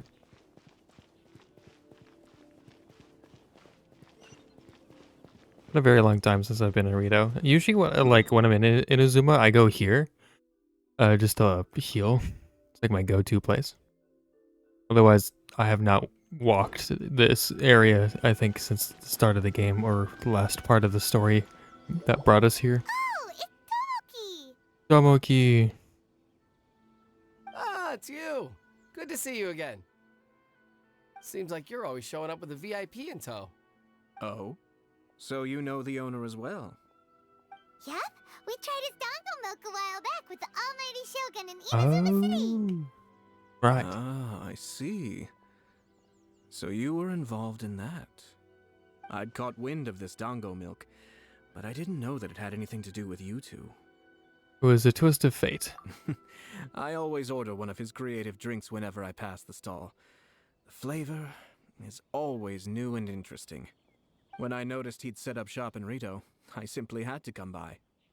Oh, thanks to you all, my business is finally beginning to take off. More and more people are willing to give my creative cuisine a shot. It gave me the confidence to decide that I'm going to stick to creative cuisine from now on. On the one hand, I wanted more people to be able to try out my culinary creations. On the other hand, I wanted my customers to experience the joy of being creative too. So I gave it a lot of thought and finally came up with an all-new business concept. Sounds interesting. What is it this time? I've decided to give complete creative control to the customer. I offer all sorts of ingredients, and they pick and choose whatever they want to mix with their milk or tea. As well as dango, I now offer rice cake, purple potato balls, black sugar, and sunsettia. Do they really all go well with milk? Hard to imagine, but who knows? It could be delicious. Could be. What if I were to choose some ingredients you don't have here? Would that be okay? Well, I guess so. Any novel ideas you have, Commissioner, please feel free to tell me. I'll go buy the ingredients right away. The whole idea was to let my customers express their creativity freely. So of course, I shouldn't place restrictions on the ingredients if I can help it. Excellent. There are a few things I'd like to try. Lavender melon, seagrass, and sea ganoderma. What? You want to mix those with milk? I do indeed. Why? What's wrong? You really think that's gonna turn out tasting good? It's all about the experience. The taste is secondary. It's great to try new things. Traveler, any thoughts?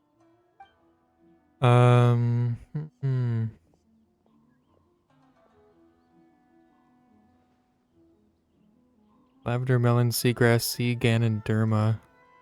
Go with dango. Yes, dango. Dango will do nicely. An ordinary choice, but there's nothing wrong with that. 2 dango milks and 1 milk with lavender melon, please. No problem. Give me a second, I'll have them ready in just a moment. After a short while, the creative milk is finally ready. Here, your milk is ready. Give it a try. Dango milk tastes pretty good once you get used to it. What about yours? A most memorable texture indeed. A success, I'd say. Your review seemed pretty positive, but Paimon still thinks there are better combinations. Taste is your key concern, yes? Obviously! Tasty food and drinks are some of life's most important pursuits. Well said. If I could say the same was true for me, I believe I'd be a very content man. In other words, you have too many other things to worry about? Yes.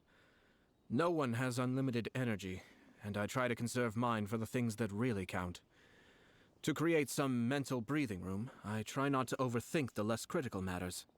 Having my sister attend public events in my stead and having Toma as housekeeper has also been a great help and allowed me to focus. We're just passing the time here though, right? Is there anything else to think about than what we're doing right now? One or two things. Let's continue this discussion somewhere else. Right. I noticed something before we left the Hiragi clan's residence. You saw who Hiragi Chisato was meeting? No, it was just a small detail. I was curious to know their thoughts on the wedding, so I asked them about it. Naturally, they responded that all other clans are happy for the Hiragi clan. But that's not the truth. What do you mean? Hiragi Shinsuke is still in prison, meaning the Kanjo Commission is the least stable in the Tri-Commission. Hiragi Chisato is the sole remaining pillar of her clan, but now she plans to marry into the Kujo clan. If I belonged to one of the assisting clans to the Hiragis, I would not be feeling optimistic about the future. But they didn't mention a word about that. They simply said they were delighted for them. These are not unintelligent people. I highly doubt it is because they simply do not realize. I guess it is a bit strange. I imagine they didn't want to discuss family issues in front of outsiders. But still, the more I think back over that conversation, the more it doesn't sit right. Maybe they Keep a forged close the eye on letter. them, Hisashi. Yes, sir. Whoa! Where did you come from? This is one of my most trusted members of the Shumatsuban. He's been quietly watching out for us this whole time. Merely doing my duties, sir. Keep a close watch on the clan representatives we met today. Well received. I'm on the case. Oh, and I almost forgot. That milk I just had? Please order one more and deliver it to Toma. As you wish, sir. Oh no, poor Toma. Sorry, Toma. Sir Kamisato, Lady Hiragi's previous engagement is now concluded. She's waiting for you in the courtyard. Thank you kindly. Let's go and see Hiragi Chisato.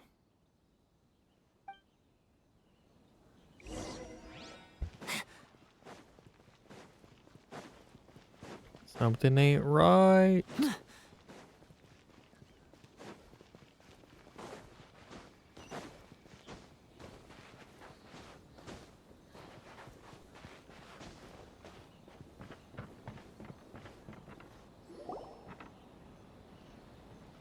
Hi, nice to see you again, Chisato.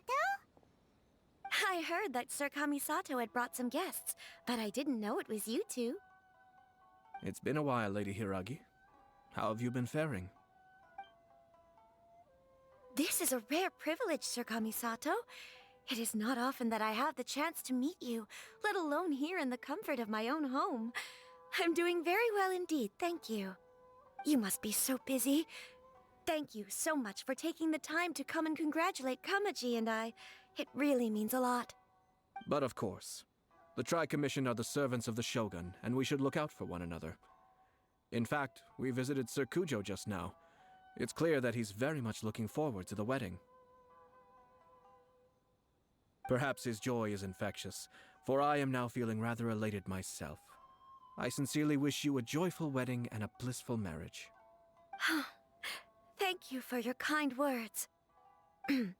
This was not an easy decision to make. We will both have to work harder from now on. I'm sure the news will cause something of a stir. But come what may, we will stand as one and face whatever the future throws at us, together. Sounds like things are pretty tough for you, Chisato. Yes. To be honest, I'm still a little nervous about it all. But Kamaji has been so supportive. His promises have comforted me a lot. It sounds like you have some considerable reservations, Lady Hiragi. Yes. Well, there are so many things I need to consider. In case you were wondering, I was not actually entertaining VIPs just now. I was in fact meeting with one of the Kanjo Commission's officers, Shinojo. Oh. Really? Ooh. Ooh. Meeting, quote unquote. He charged in all of a sudden and said that he had something very important to tell me. He didn't mince his words. Basically, he doesn't want me to marry Kamaji. You finally went there. He has always been a calm and contained person who never acts out of line. I was quite shocked to see him so agitated. But despite all that, what he was saying made a lot of sense. He thinks that now is a bad time for this wedding to happen. He pointed out that I am like the final pillar propping up my clan. If I marry into the Kujo clan, that pillar is taken away. There will no longer be a voice of authority in the Hiragi clan. And it could be a disastrous move for my personal image, too. It's just two families becoming one big family, though, right? What's the big Not deal? exactly, Paimon. Traditionally, in Inazuma, clan affiliation influences every facet of life. After the wedding, Lady Hiragi will belong to the Kujo clan. The Kanjo Commission's attitude toward you may undergo some significant changes thereafter. Precisely. This is a terrible thing to be saying, but I'm starting to have second thoughts. Maybe I went along with it all too easily. Maybe I allowed myself to be pushed into this. I'm so sorry. I can't believe I'm making my guests listen to me complaining. No problem at all. The Yashiro Commission has a duty to listen to you. Now that I've heard your concerns, I should offer to help you as best I can. For instance, by helping you gather your thoughts on the matter. Now, we heard from Sir Kujo that his decision to tie the knot was prompted by a letter he received from you. But we've also heard that you did not write that letter. Sir Kujo thought that perhaps you were just being coy. Oh, dear. Perhaps I should have kept that part to myself. What? But that was... It was just a prop in his playful proposal, wasn't it? It was clearly purpose designed, what with all the fancy lettering and so on. Fancy lettering, you say? So I am to understand that had it not been for this letter, you two may not have chosen this moment to be wed? When it comes down to it... yes, I think so. Oh, do you mean to say that this letter is not what I thought it to be? Sir Kujo maintains that the letter was penned by your hand. Huh? But then... how did... Either way, it's wonderful to see how much you both trust one another. In that sense, you could say that the origin of the letter is ultimately not of great importance. Who knows? Perhaps Sir Kujo was the one being coy. After all, he had no particular reason to be forthcoming with us about the details of his playful proposal.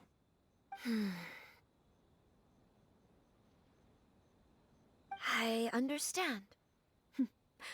As you say, ultimately, the origin of the letter doesn't matter. But my position does matter. Kamaji and I thought that we needn't worry about anything that lies ahead, because we can face it all together. But now, I think I should give it some more thought. Marriage is the most important decision of your life. Don't let yourself regret it. It is also part of the Yashiro Commission's job to help people through difficult times. I say this as an advocate for you personally, and for the Hiragi clan. Please, do not be compelled by circumstances to make any decision that goes against your will. To be together with the one you love is a sacred thing. It is my earnest wish that both of you may enjoy a bright and beautiful future, not a bittersweet one. I'll take to heart every word you have said to me. I can't thank you enough, Sir Kamisato. I'll think very carefully about your advice. All that matters is that you follow your heart. Since you'll be needing some time to think things over, we will excuse ourselves now. Oh, wait. Let me see you out. Thank you, Lady Hiragi, but there will be no need. Traveler, let's find somewhere to talk. Right. Okay. Well, good luck with the wedding.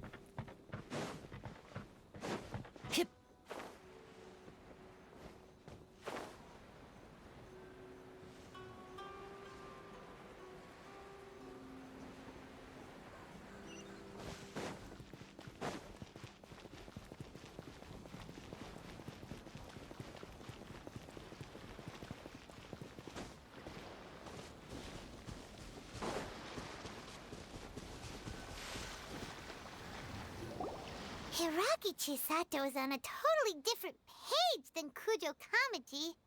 Hayato, why did you give her such vague suggestions? Couldn't you just have told her what you'd do in her position? 'Cause Paimon's pretty sure you have an idea. I've said everything I can, given the Yashiro Commission's stance. Interfering too much with other commissions' domestic issues will only create trouble. The more I think about it, the stranger this all seems. But Hiragi Chisato has yet to see it. We must be vigilant. Strange? In what way? Someone wants Hiragi Chisato to be married as soon as possible, and if my guess is right, it is someone from within the Kanjo Commission. This person is presumably also responsible for eBay. the It's mysterious and eBay. misleading I'm kidding. I letter. don't know, but it's Think possible. about this. A lowly officer is greatly worried about Hiragi Chisato's future, while the heads of the supporting clans ostensibly have no concern at all. It doesn't add up. When someone's words and actions do not match, you need to infer their intentions from their behavior. So, is someone coveting Hiragi Chisato's position? Yes. It's a smart strategy. Far superior to the one adopted by the Tenryou Commission's Takatsukasa clan.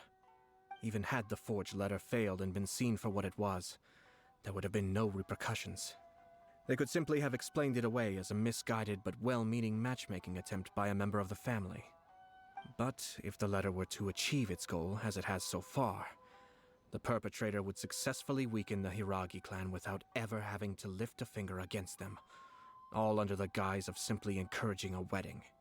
With Hiragi Chisato having married into the Kujo clan and the head of the Hiragi clan in prison, challenges to the Hiragi clan's leadership would begin to emerge throughout the ranks of the Kanjo Commission. Eventually, another clan would take the Hiragi clan's place.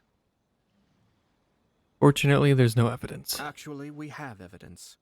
His name is Shinojo. Shinojo? He should be back by now. Yes, sir. That's the second time you've done that! Paimon cannot deal with this. Did they take one of the Kanjo Commission officers away? Yes. His name is Shinojo. As I expected. They cannot afford to let this opportunity pass them by. They have to act now while the Hiragi clan is at its weakest. Hiragi Chisato had been persuaded by Kujo Kamaji, and the wedding was sure to go ahead. But after Chisato's meeting with Shinojo, she began to have second thoughts. In their eyes, Officer Shinojo has interfered with their plan. But why did they suspect him and not us? Someone was eavesdropping on our conversation with Chisato the entire time. That's why I was a little reserved. No way! Whew. Lucky Paimon didn't say anything stupid. But Chisato got what you meant about the letter though, right? I think so. But whoever is behind this will not allow their plan to fail now. They will not be inclined to respect Hiragi Chisato's own wishes. Her stance was so passive that she was easily manipulated, treated like a pawn, with even her marriage becoming a battleground for political power play. Despite all of this, she still believed that a happy future was awaiting her. When she formally marries into the Kujo clan, she will lose her title as daughter of the Hiragi clan, her position in the Kanjo Commission. and above all, her independence. Huh. Marriage is such a trap. Can't let this evil plan come to fruition. Easier said than done. The perpetrators are manipulating everything from the shadows, letting unsuspecting pawns do their work. This is what makes their approach so smart. We, meanwhile, are out in the open. If we attempt to stop this wedding from happening, we will become the villains of the story and face immense public backlash. So what are we gonna do? At this stage, if the perpetrators wish to maintain control over the situation, their only option is to come out from the shadows and bare their fangs. I will wait for that moment to arrive. But first things first, we must go and rescue Shinojo. He has done nothing wrong and does not deserve to be punished. Tell me where Shinojo is. We'll head off right now. Hey, where are we going? Shinojo.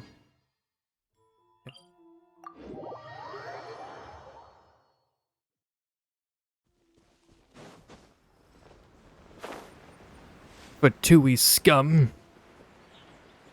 Sorry.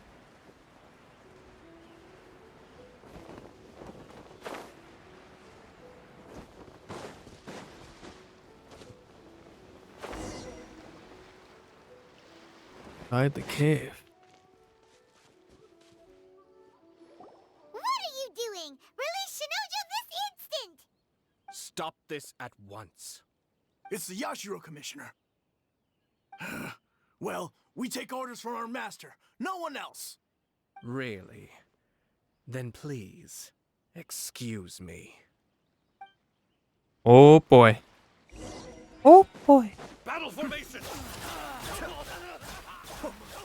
Yeah.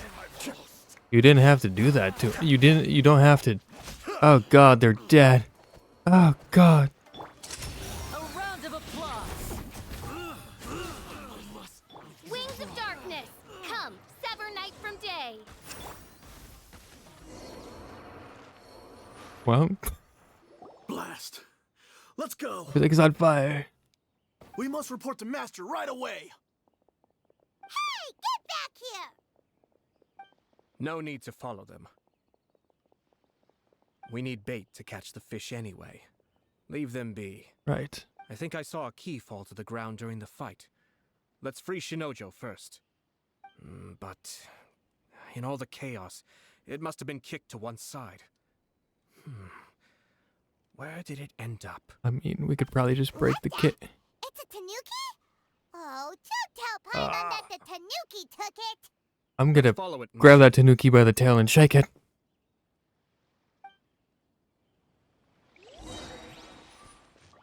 Don't worry, we'll be back. Where did it go? Outside? Oh, there you are.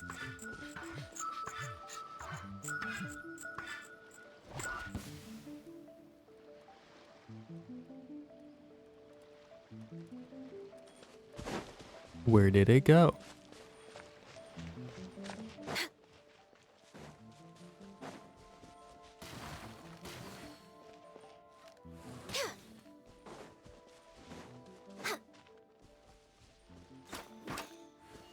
Yay.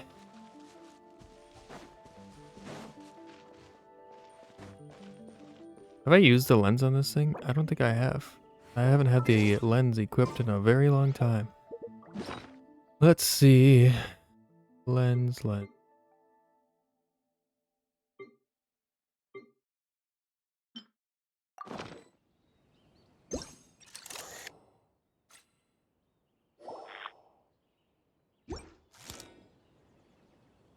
You wonder if this will work.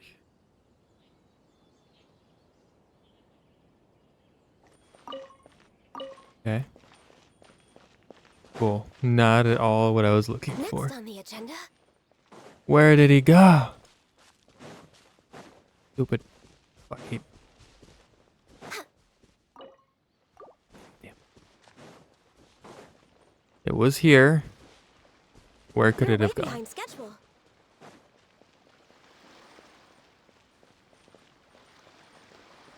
Like crab? What the? I don't know what that was.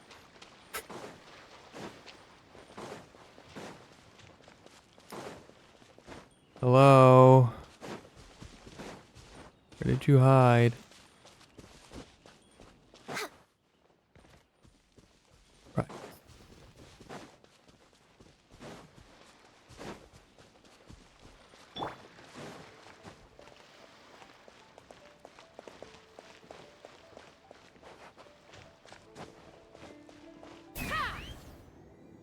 I don't think it's up here, but I'm gonna try my luck anyway.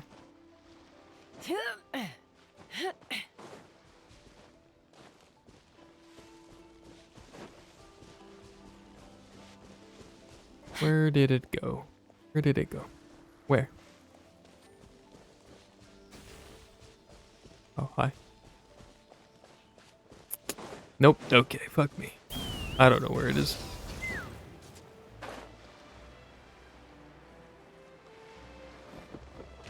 Literally just destroy the cage. Wouldn't be that hard.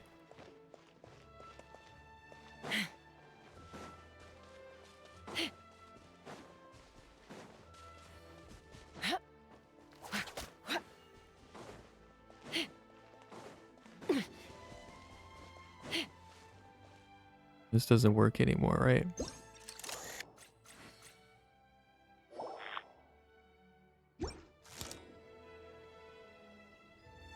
Oh.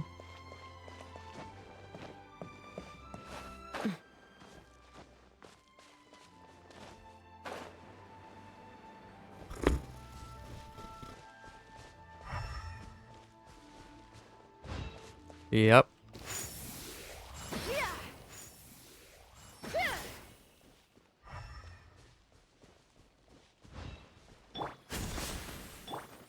Oz, reveal thyself. Access denied.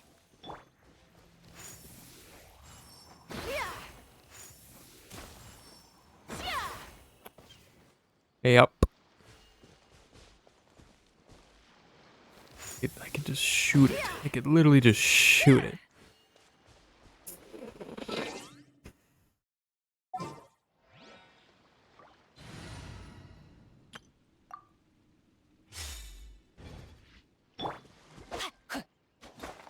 Rain outlines your fate. Yep, of course.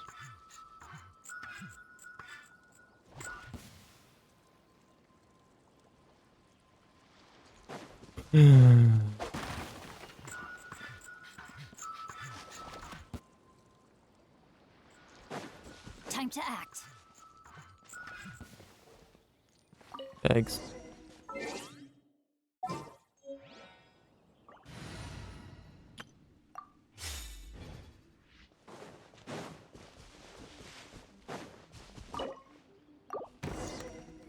Thank you. Thank you. No problem. It was terrifying. They said they were gonna throw the cage into the sea with me still inside. Oh, wait! You have to listen to me. Lady Chisato's wedding. It's all part of a scheme. Someone's trying to use the wedding for their own ends. Calm down, Shinojo.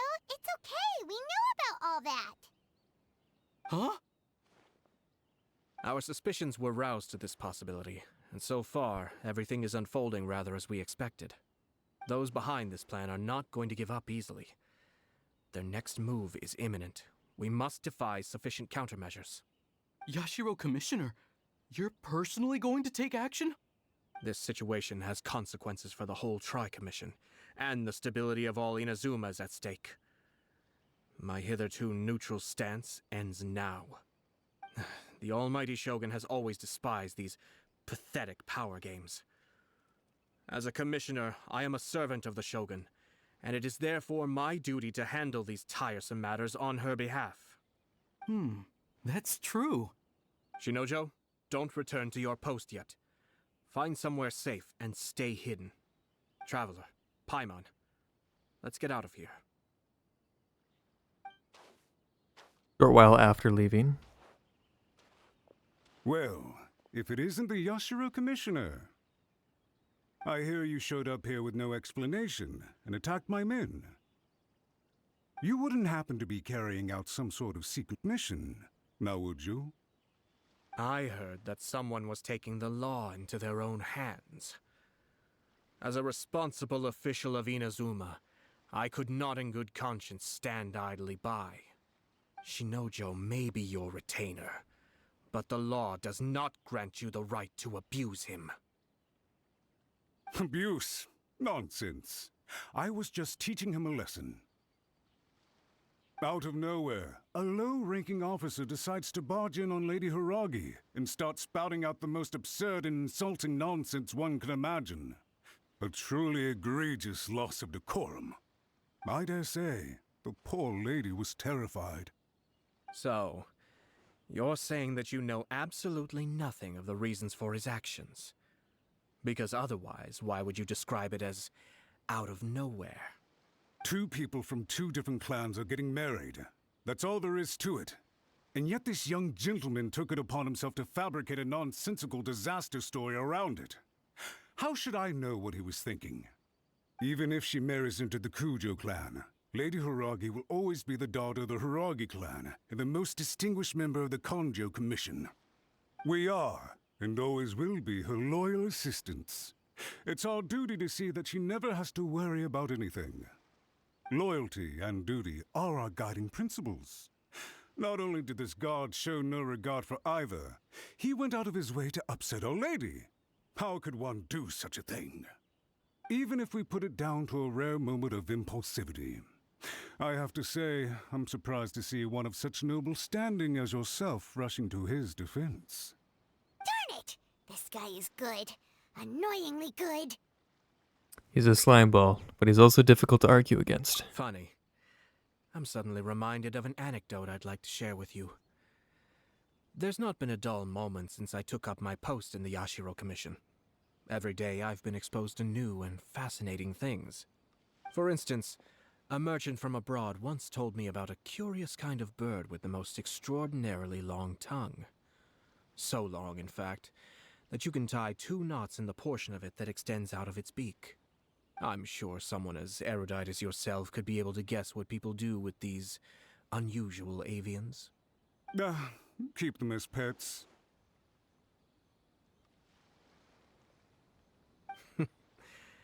You'd think, wouldn't you? But there's a catch. You see, this bird is of no use to humans whatsoever, and certainly doesn't make a suitable pet. If you catch one, the best thing you can do is actually cut its tongue off and throw it out of the window. The reason they give is this.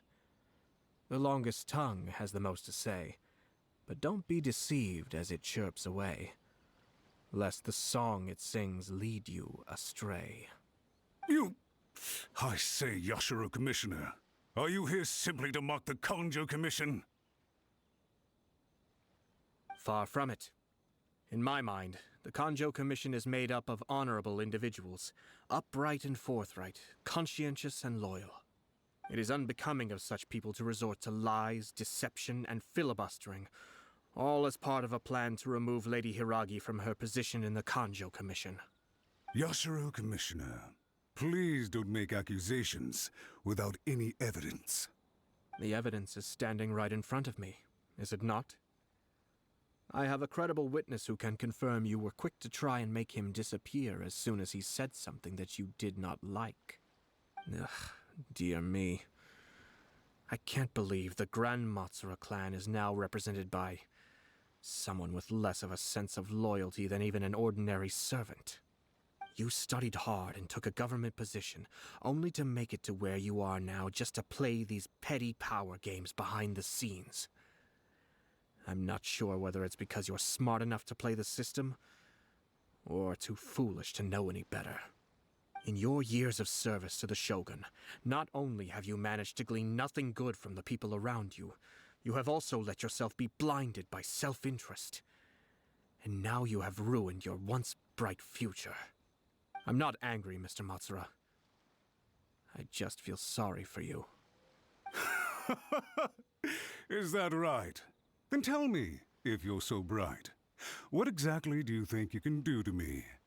This is at most a Kanjo Commission issue. We'll handle this amongst ourselves.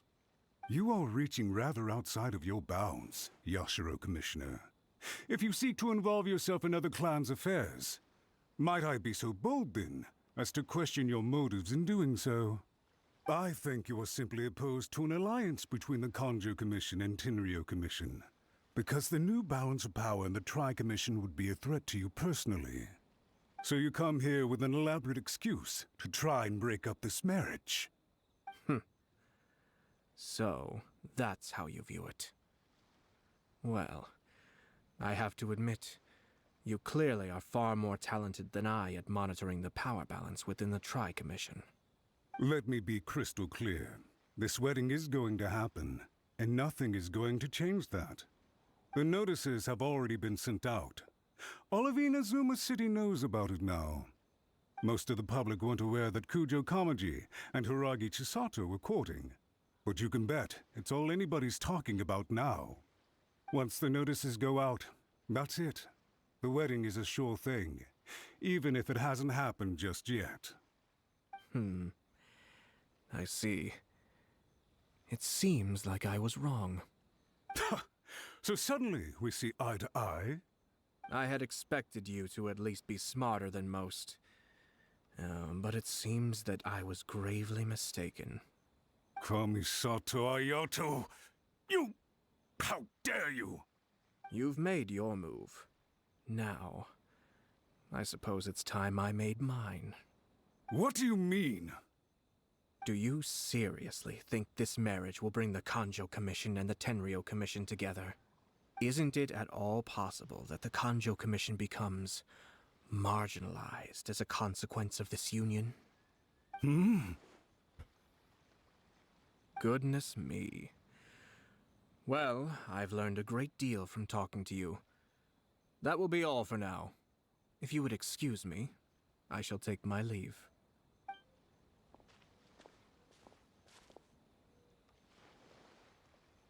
Hey! What was all that? Paimon didn't follow at all. They had their scheme, but fortunately I was prepared. As I said, they ended up coming out from the shadows and revealing themselves. Let's see how things are in Inazuma City. Then, I'll take you through the details of my plan. Right, okay. Cool.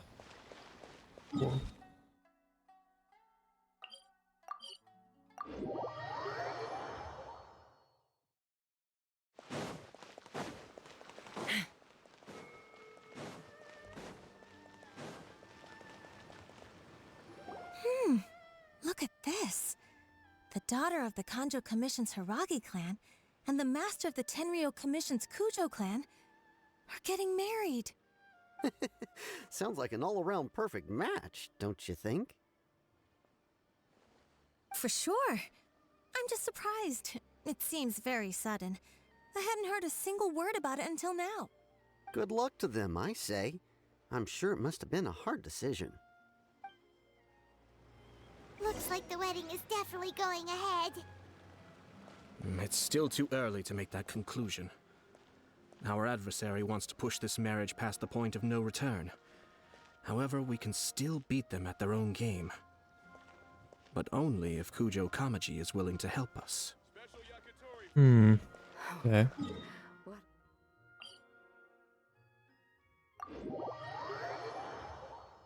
I don't know what he's planning, but we'll see what happens.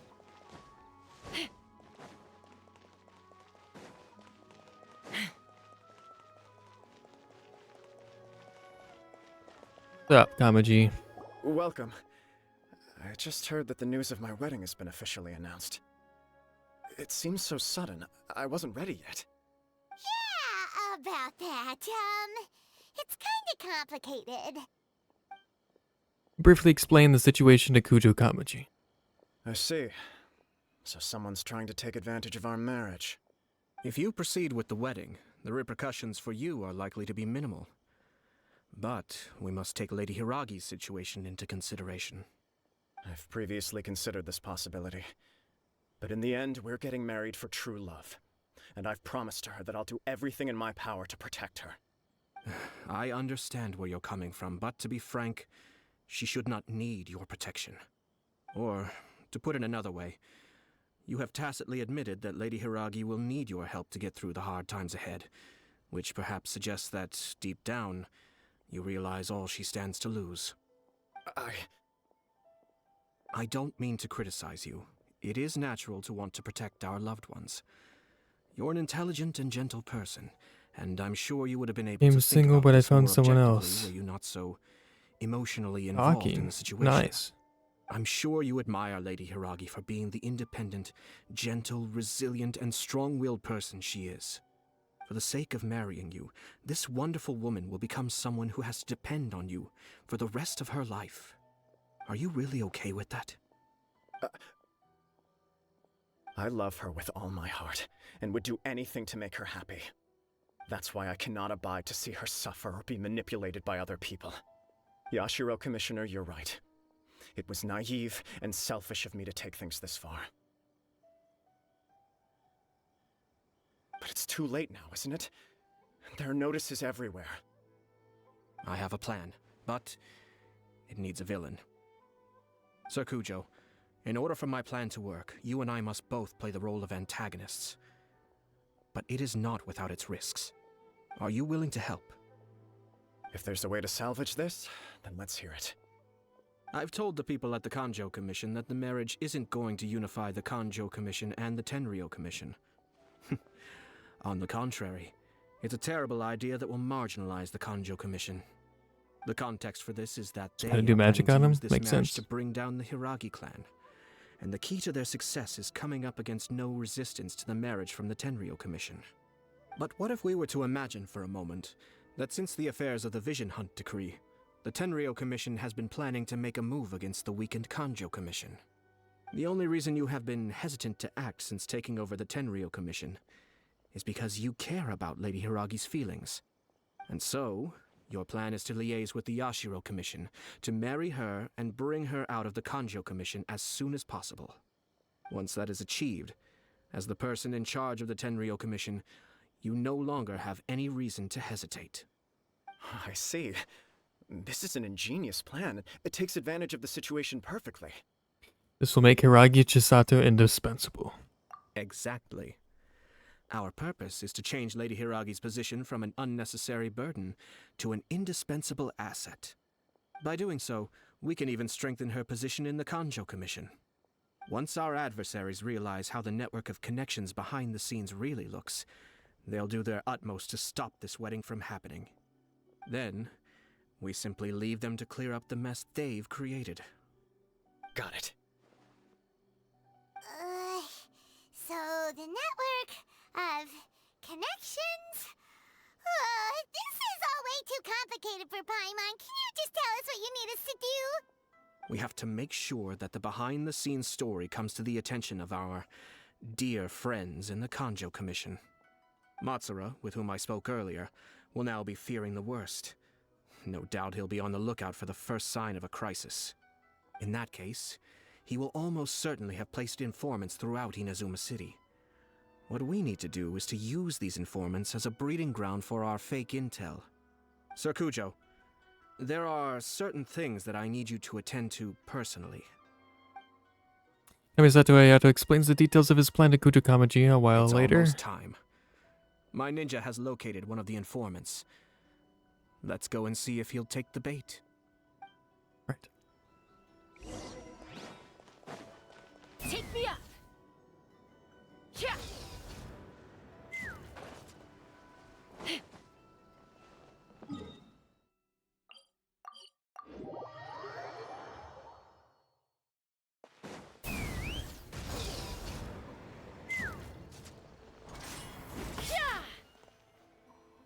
That person is one of Matsura's informants. Let's follow him. Be careful not to get seen. Right.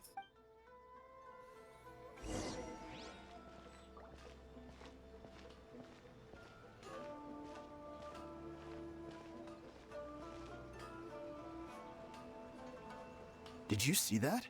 Sir Kujo Kamaji just came past here with a huge group of people. But I tried playing Elden Ring. I've finished the game like fucking Maybe, but 15 from the look times. on his What do you face, mean have I it tried seems playing like Elden something Ring? much more serious. He and his men seem pretty intense at the moment. Isn't it all a bit excessive for a wedding?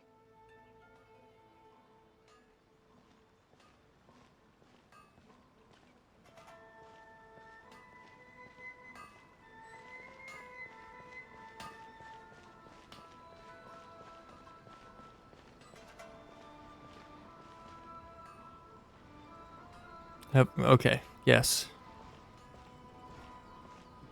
The Tenryo Commission has sent a load of people to Rito. I guess it must have something to do with the wedding. I think in all there must have been about 100 people so far. That doesn't sound good. What could be going on? I hope it's just Sir Kujo Kamaji being overcautious.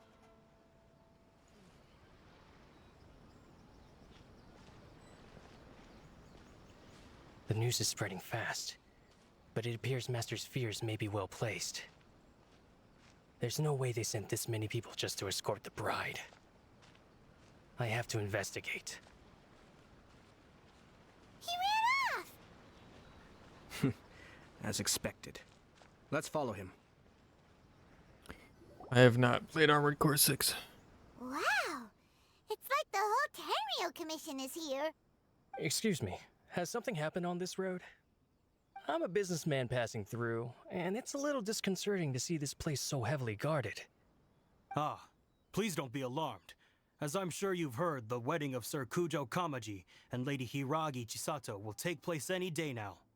Sir Kujo decided to send for Lady Hiragi ahead of time, and have her live in Inazuma City during the run-up to the wedding. I see. We are here to clear the way for Lady Hiragi. Not just us, either. You'll see more Tenryo Commission members as you go further along. We're all here for the same duty. Isn't this a little excessive? Sir Kujo holds Lady Hiragi in the highest regard, and wants to treat her with the utmost respect, from beginning to end. I understand. Sorry to disturb your work.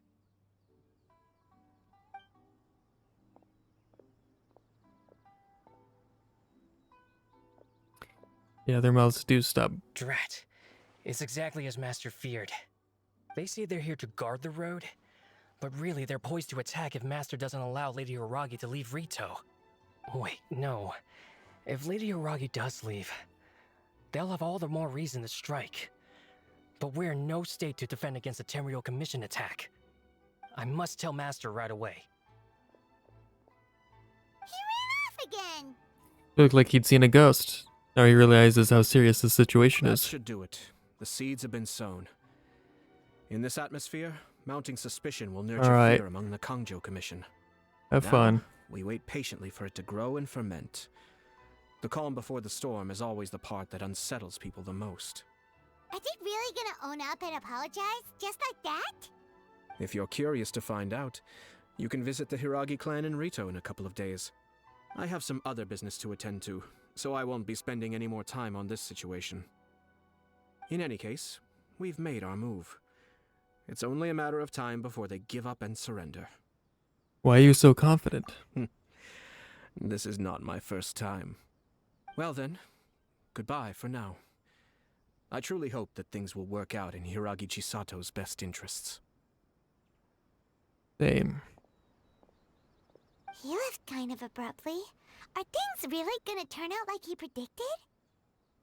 Let's keep an eye on things until the end. I'm still a little worried about Hiragi Chisato. I'm too. Well, let's go to Rito again in 2 days. 2 days' time. Well, we'll have to save that for next week. I'm gonna end it there. So, do that, and do that, and then we can do. Is this gonna work? It is working. Oh, very quiet. There we go. I'm gonna end that there.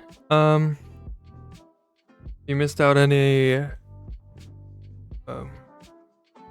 previous episodes of Genshin and stuff like that, you can check out the YouTube channel. I have an entire playlist of all of my Genshin, I guess, episodes there. So you can catch up on all of that.